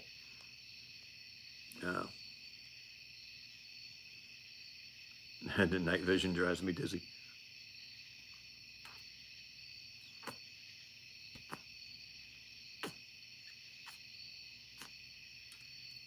Down here, especially in Georgia, well, the bugs are a big thing. It always blows my mind. I don't know if any of our Alaska boys are in here tonight. It always blows my mind that Alaska has a mosquito problem. How is that a thing? I don't get it. How do the mosquitoes survive the winter? But yeah, if you... oh, and red light cuts through fog, great. 1187 Gar. We got a bunch of old timers showing up tonight. I think they used to sell yellow colored bulbs to deter bugs. That is right. I remember that 1187. I can't remember what it was about the yellow bulbs, but yeah, they were supposed to do something about the bugs. I guess not attract them. That's interesting.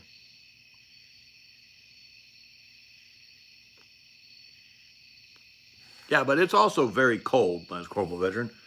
And at least the mosquitoes we have down here don't do well in the cold. They like the heat.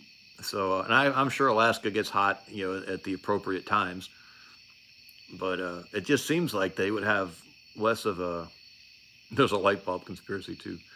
Mike likes blue or green lights for in-cab driving lights. Red light is fatigue. Huh. Greeley shut down. I don't know what Greeley is, Anita. What is Greeley? Oh, I bet Greeley is a person who shut down something to do with light bulbs. So are you saying red light induces fatigue, Mike? I know in the Marines, we were not allowed to use white light. We had to have a red lens on our light.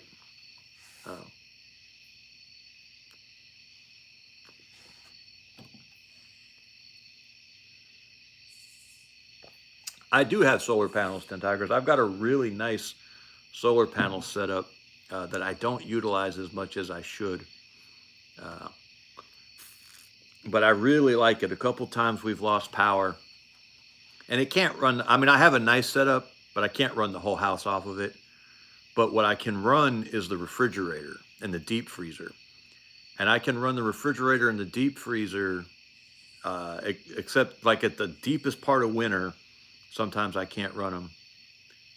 Ah, Sharon's still with us.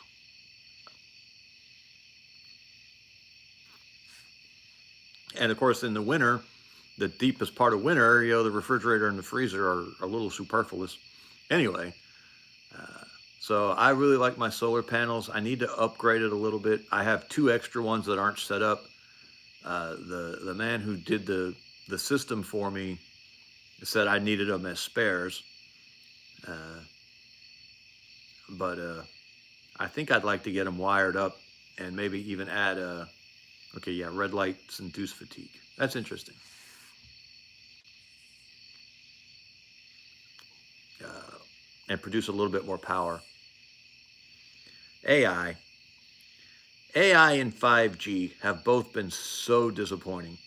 5G was supposed to be so powerful it was going to fry all our brains. And I had a 5G phone for work that they provided me, and the damn thing wasn't any better than the 4G I'd been using for a decade. It wasn't powerful enough for me to upload pictures for the jobs I was doing. AI has been the same thing. AI has absolutely wrecked the internet. I was searching for a plumber recently, and I got all these I just said, plumbers near me, right? I just needed a listing of local plumbers. The phone book would have been better because I got 5 pages of all these AI generated lists of all this useless shit of, how to choose a plumber, what to look for in the plumber, all these like esoteric philosophical ramblings about plumbers. And all I needed was a phone number for a local freaking plumber. I finally had to get on my map program, uh,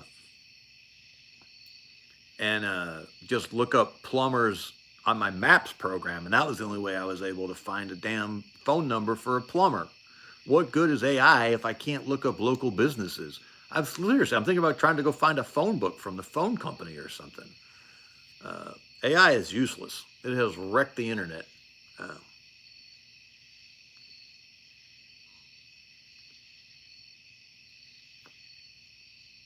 yeah, it is brilliant in a way. I mean, I recognize that the technology is amazing, but it is far more artificial than it is intelligent.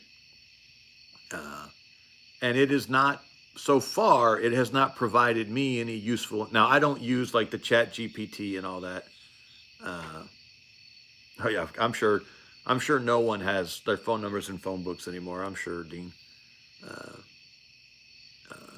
well, it does impact intelligent people, Palmetto. If you can't find a phone number for a plumber when you need one, uh,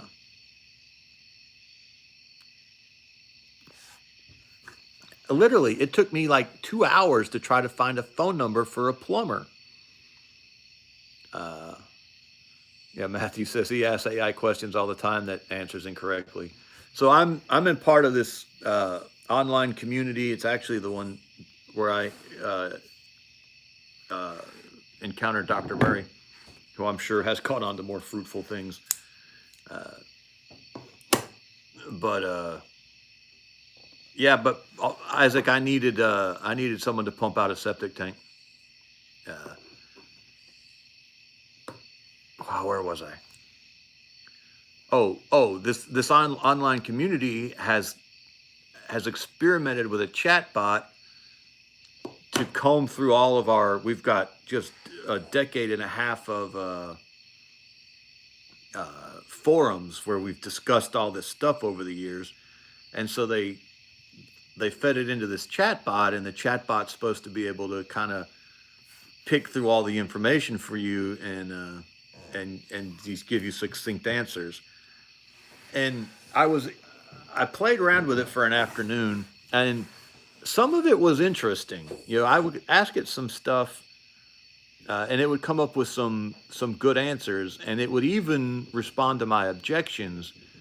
But very, very quickly, I found the limits of where it was no longer drawing from our forum, and it was drawing from outside information. And our forum is very, very niche, very, very esoteric. It's very much focused on one topic, uh, and we have a very a very highly focused take on that one topic.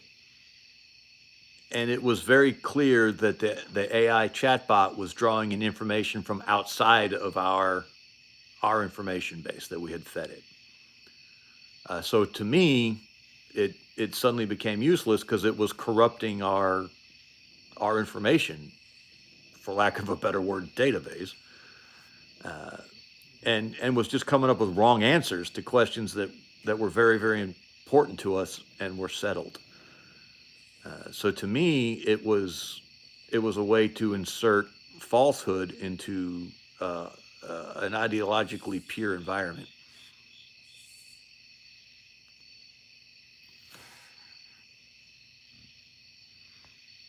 Okay, ETS says, so if you're looking for AI that is very narrow, then use Notebook, as it will only use data that you give it access to.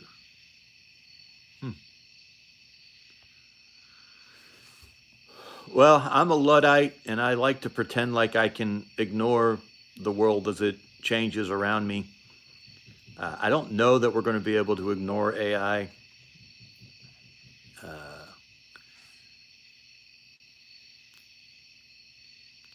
But I also, it's not something we got to worry about yet. It's something we probably have to worry about in the future. Well, that was the other interesting thing about it, Isaac, is that I recorded some videos for a different, uh, not this channel, but someone else wanted me to do some videos for a different channel, and they basically just sat me down in front of of a of a camera and told me to improvise for 10 minutes straight. And I did. I just riffed and improvised for 10 minutes straight. And then they turned the AI loose on it, and the AI like cut up all the different little topics and pulled out all the different little rants, and gave them like 10 different clips. Uh, and some of them I didn't think were well edited. Some of them I thought weren't as coherent, but that could have just been me. Some of them were actually dead on, where where the AI got the complete thought and took out the most relevant, best parts. So it was me, it was my thoughts, it was my words. It didn't generate any text or any script. It didn't generate any video, but the AI then made it very, very easy and quick to take that content and chop it up into usable chunks.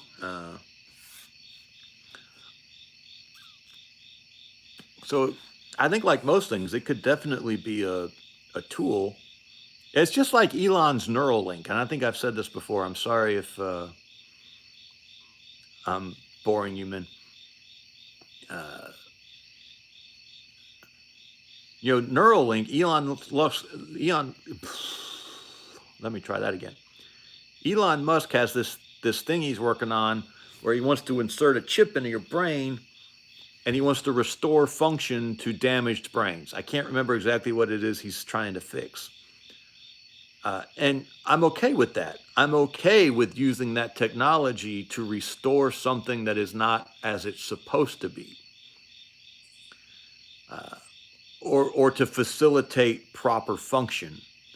I'm not okay with the use of the AI to improve on proper function, or on the technology to improve on proper function. Yeah, Palmetto's not okay with that. Well, let's like, and we just had my youngest son has Down syndrome, and it makes you it makes you confront some realities. We do live in a fallen world. We do live in a place where sometimes the physical world isn't functioning the way it was designed to function. If I broke my leg, I would absolutely put a cast on my leg. If the break in my leg was so bad that it wouldn't heal by itself, I would absolutely put steel pins in those bones to join those bones back together. It's the same principle. If someone's brain is damaged and is not functioning correctly, that's no different than a broken leg. And setting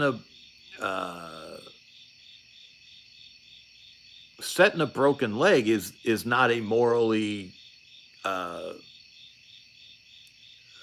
complicated decision. That leg is supposed to be whole. That leg is supposed to function. That bone is not supposed to be in two pieces. God designed that bone to be one piece. And so if there's something that's not functioning correctly in the brain, literally, I mean truly, not like, oh, I have depression, I'm sad. That's right. Yeah, ETS and I are agreeing on a lot tonight. The problem is, the edge cases. It's always going to be the edge cases. Okay, we can insert a chip in the brain to restore a function that was lost, and the very next thing that happens is they're going to start using the chip to do things that the brain wasn't designed to do. Plastic surgery is another excellent example. A hair lip, repairing a child's hair lip is a cosmetic surgery.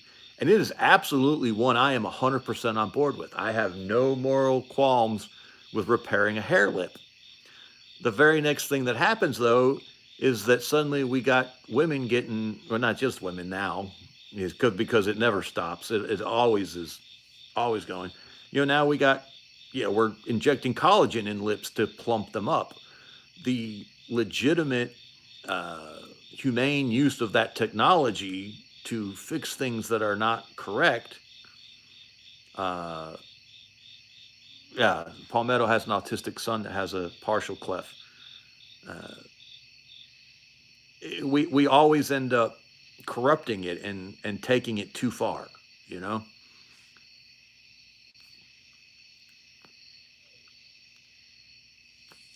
And Noah, I took too big of a puff of that. Knowing where that line is, knowing where to stop, and enforcing that is, we would just rather not have the problem sometimes. I think we like, damn it, Elon, you're opening up a can of worms, and none of us want to deal with. Hey, Matthew, we appreciate you hanging out with us, brother. Thank you, sir. We'd almost rather not have to deal with any of the worms and forego the truly amazing things. Restoring. If you could make people walk who are confined to wheelchairs, that is an unmitigated good. Christ did that. Christ restored function to cripples.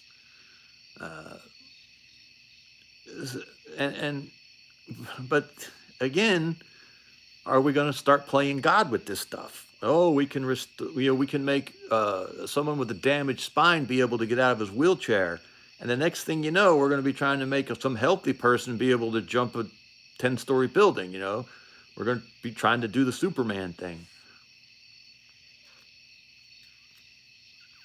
We're going to insert a chip in someone's brain to help them deal with you remember that story of the guy who, this was happened back in the 1800s. He was working on a railroad, and he was tamping some gunpowder down in a hole to blow some rock up, and he was using a steel tamping rod, and he ignited the powder, and it shot the steel rod up through the bottom of his mouth and out of the top of his head. And he basically gave himself a lobotomy, and it wrecked his life. Like he was a good, solid, reliable man before that. I think he was an engineer or something. And after that, he just turned into a violent, quarrelsome, unhappy mess. If we could have fixed that man's brain, that would have been a good, restored him to the way he was prior to that accident. But then, the very next thing that happens is someone else is like, well, I want an edge. I want, and I get the implant not to help me fix what was broken, but to make me better.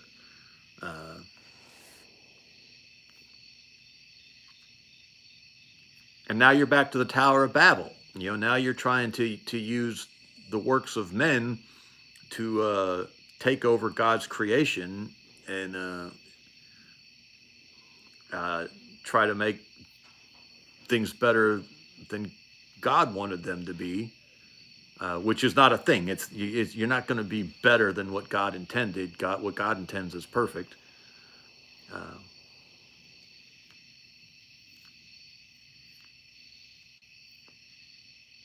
and that's the danger with all this stuff, you know? The other thing is that I don't agree with I haven't seen Mark this evening at all. Uh,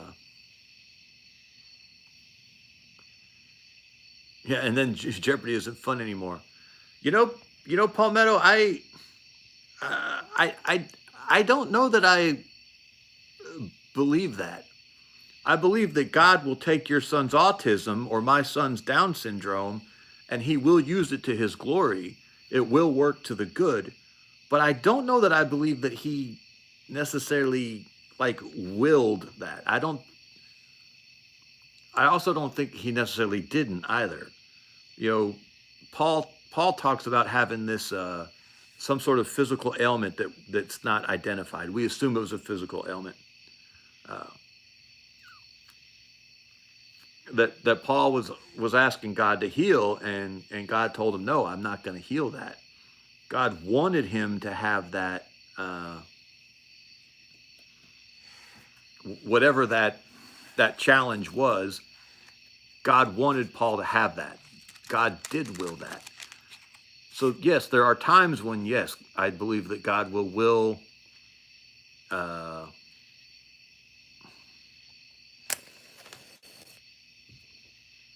will things that we don't understand. You know, this physical world is nowhere near as important as we make it out to be. Our physical lives are so short, and they are only to facilitate our our future place in the spiritual world. Uh, that our physical condition is not as important as we make it. You know, there is value in all life. There is value in all existences. Uh, but like I had a cousin, and he just recently died. He's a little bit younger than me, but not too much. And he had the doctor screwed up his birth. I don't remember exactly what happened. I believe maybe his umbilical cord was wrapped around his neck. It was something like that. There, and the doctor screwed up the birth, and because of the doctor's negligence at the birth, uh, North Sentinel Island powwow. Here I come. That sounds interesting. Uh, what tribe is that? Uh,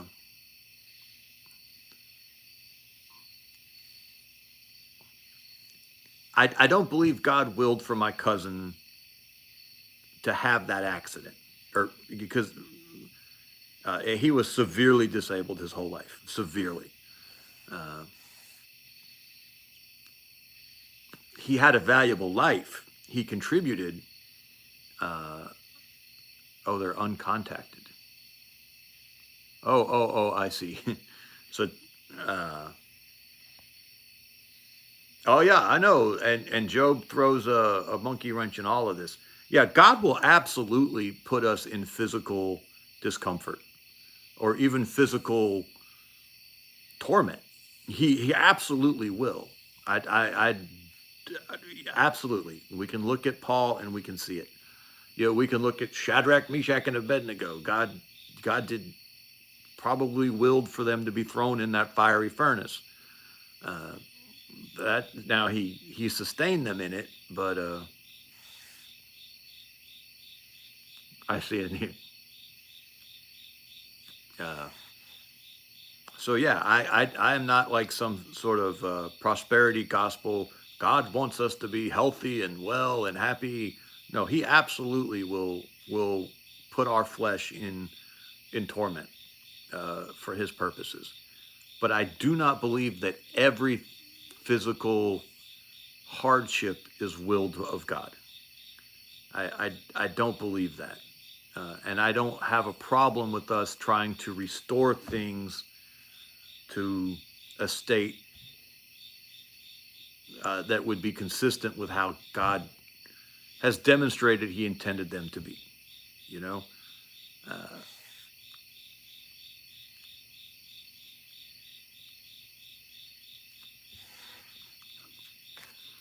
I have another friend who who had a son, has a son. I mean, they're who is just short. He's just a substantially short man. He's not a dwarf, but all the men in it's not his biological son. It's an adopted son.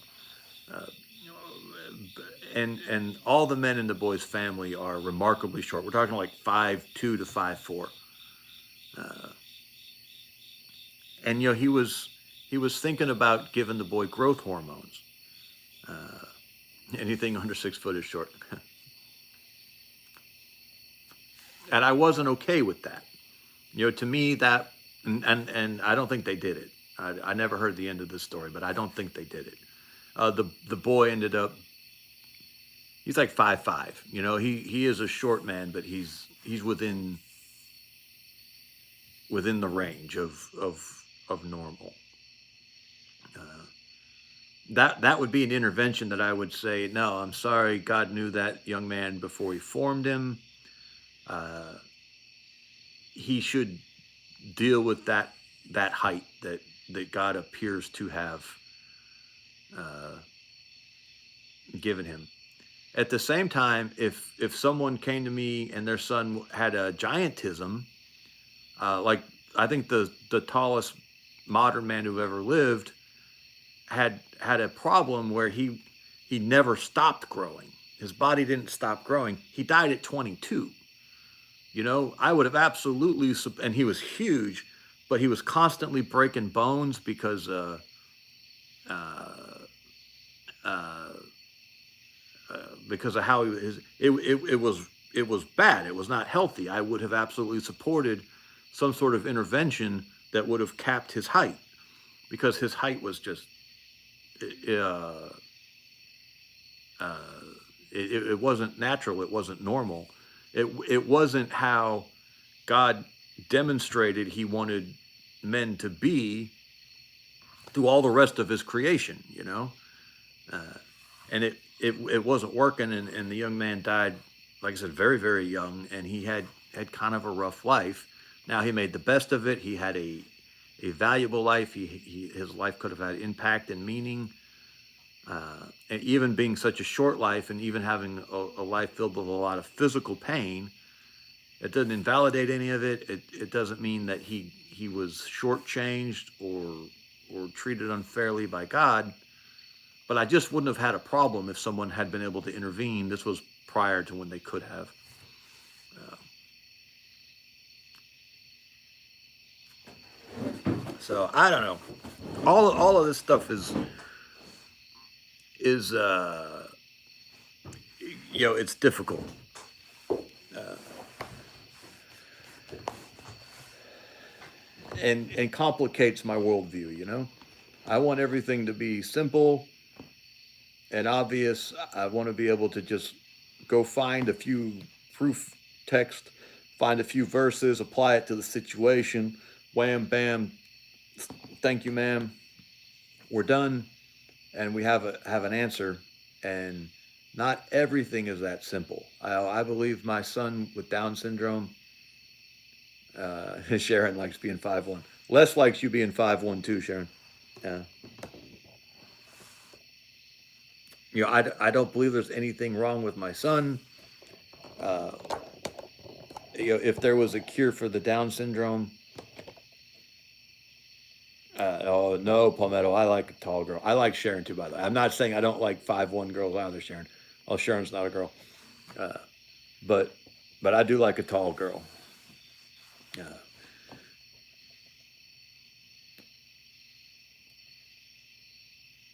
Palmetto likes his women's fun size. The thing about tall women is that they give you a chance for big manly sons, and tall daughters give you a chance at big manly grandsons. Plus, a woman's legs are very very attractive. Uh, Trisha Helfer from Battlestar Galactica is all I'm saying. Which Battlestar Galactica, the original one or the remake? I'm not placing Trisha. I will say this. Uh, Salma Hayek is one of the most beautiful women of the modern era, and she's like 5'1". Uh, oh, the blonde Cylon. She's tall. Yeah, yeah, she was fairly attractive. I thought that Battlestar Galactica remake was very, very, very good. I thought it was very well done. Uh, I thought it was much better than the original. And the original was good. There was nothing wrong with the original. I thought the remake was one of those rare instances where it was better than the original.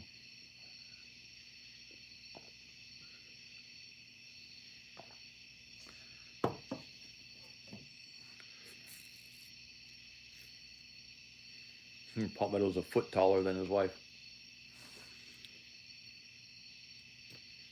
I've met Palmetto's wife. I didn't remember her being short. Must be his new wife. Whew. Oh, SG1. I love SG1 so much. What a good, fun show. You know? Uh,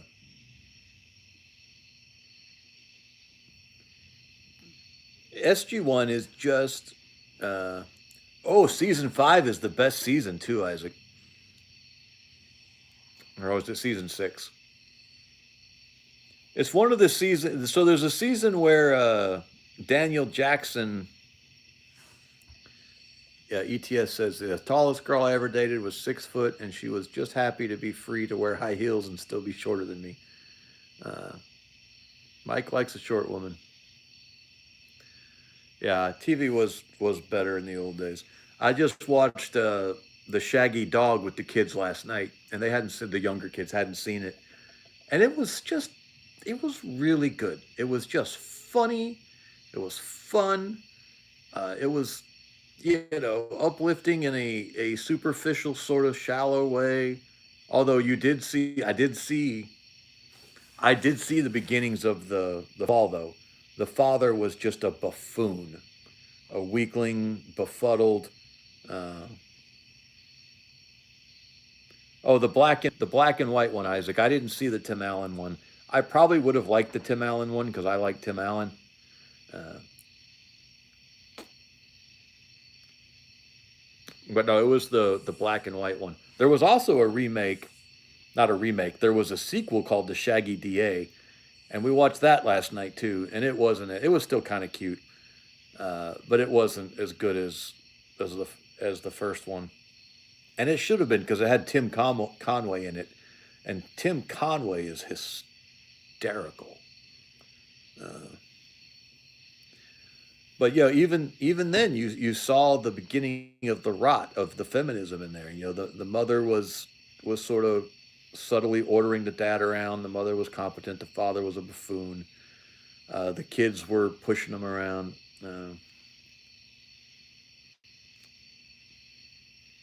Yeah, Tim Conway is a legend. If you've never watched McHale's Navy, hokey smokes, is that a funny show? And it's on YouTube. You can see all the episodes on uh, yeah, Bluey. I can't watch Bluey. Uh, you can watch all the episodes of McHale's Navy on YouTube.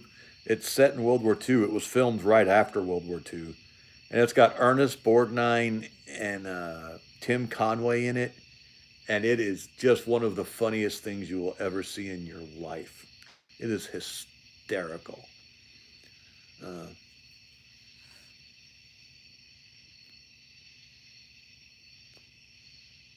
Terminalist. I'm not familiar with that. Uh, Anywho, I might be running out of steam, and I still have 2 inches of cigar to go. Uh, well, it was like down Periscope. there was a modern movie remake of McHale's Navy, but it wasn't terrible, but it wasn't great. But Down Periscope uh, was similar to McHale's Navy, but it wasn't the same story. Kelsey, that was Down Periscope was Kelsey Grammer. Uh, oh, I see what you're saying. You quoted a line from Down Periscope instead of McHale's Navy. Um, Bruce Willis might have been in the movie remake of McHale's Navy. Um, but the thing about McHale's Navy, it was made right after World War II, uh, and it was made with Navy veterans. It was when all men were veterans. Uh, Ernest Borgnine was a Navy veteran. He had served in World War II in the Navy, uh, and it was just very, very well done. Very well done. So anyway, I don't watch many modern shows at all. We don't really have the option. We do have an Xbox, but we only watch it on Friday nights. So we would just have a very limited opportunity to watch anything. Of course, I spend too much time on my phone, but usually on my phone I'm watching World War II documentaries or Christian apologetics or something. I've gotten pretty boring with my viewing habits. Men, I think I'm about to call this. I think the next time this cigar goes out, I'm not going to fire it up again.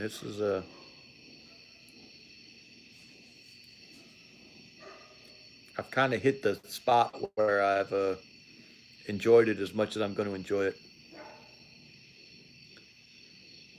But anywho, what else we want to talk about? Who's still here? Palmetto's still here. Isaac's still here.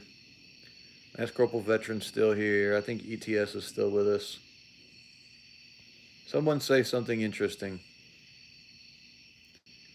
Although the consensus is that the terminal list is very good.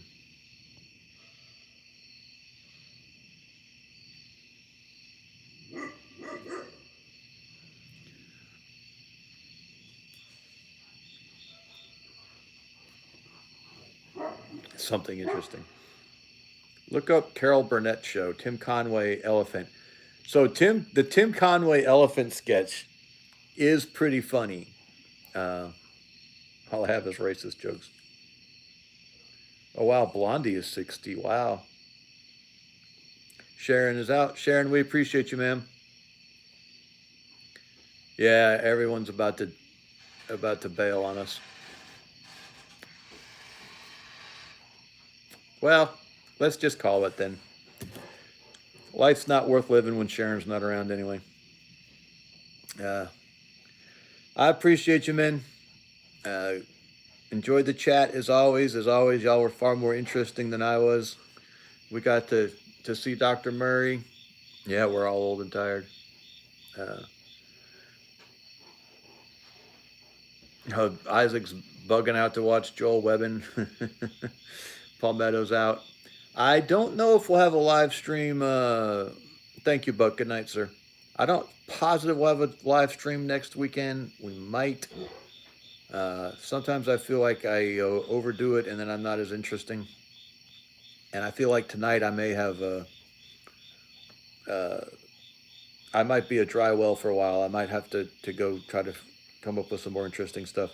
Y'all look up Tim Phillips, the feral father in New Zealand. It's an interesting story. And when were you interesting? Yeah. About the same time you were funny. All right, man. Y'all have a good evening. Thank you.